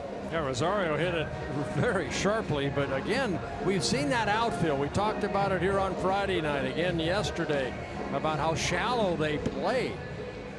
Well, mainly this guy. When they've had other people out in center field, they've played more conventionally, but you know, center fielders are different. Some like to play in. Kirby Puckett liked to play back. Thank goodness he did, right? Oh yeah, especially when I was pitching. Yeah, wasn't back far enough at times. 1 strike to Escobar.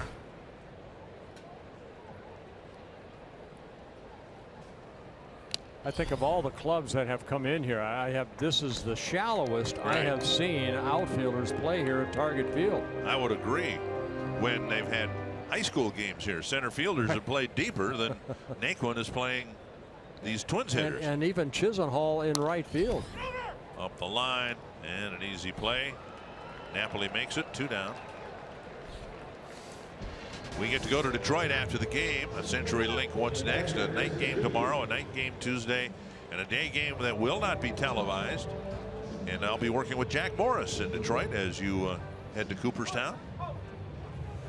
Let's hope the Twins have a good series there. Of course, as we told you, Twins haven't done well against everybody else in the American League Central except Cleveland. They have faced the Tigers 6 times and lost all 6 games. Up and in, ball 1.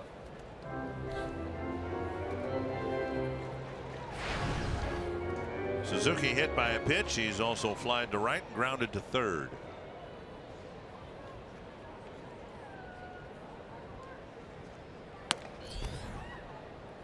And that missed someplace. 2-0. Indians 1 out away from a win, but the question will be how costly a win, losing Yan Gomes in the middle innings to an injury to his right shoulder. A strike, and it's 2-1.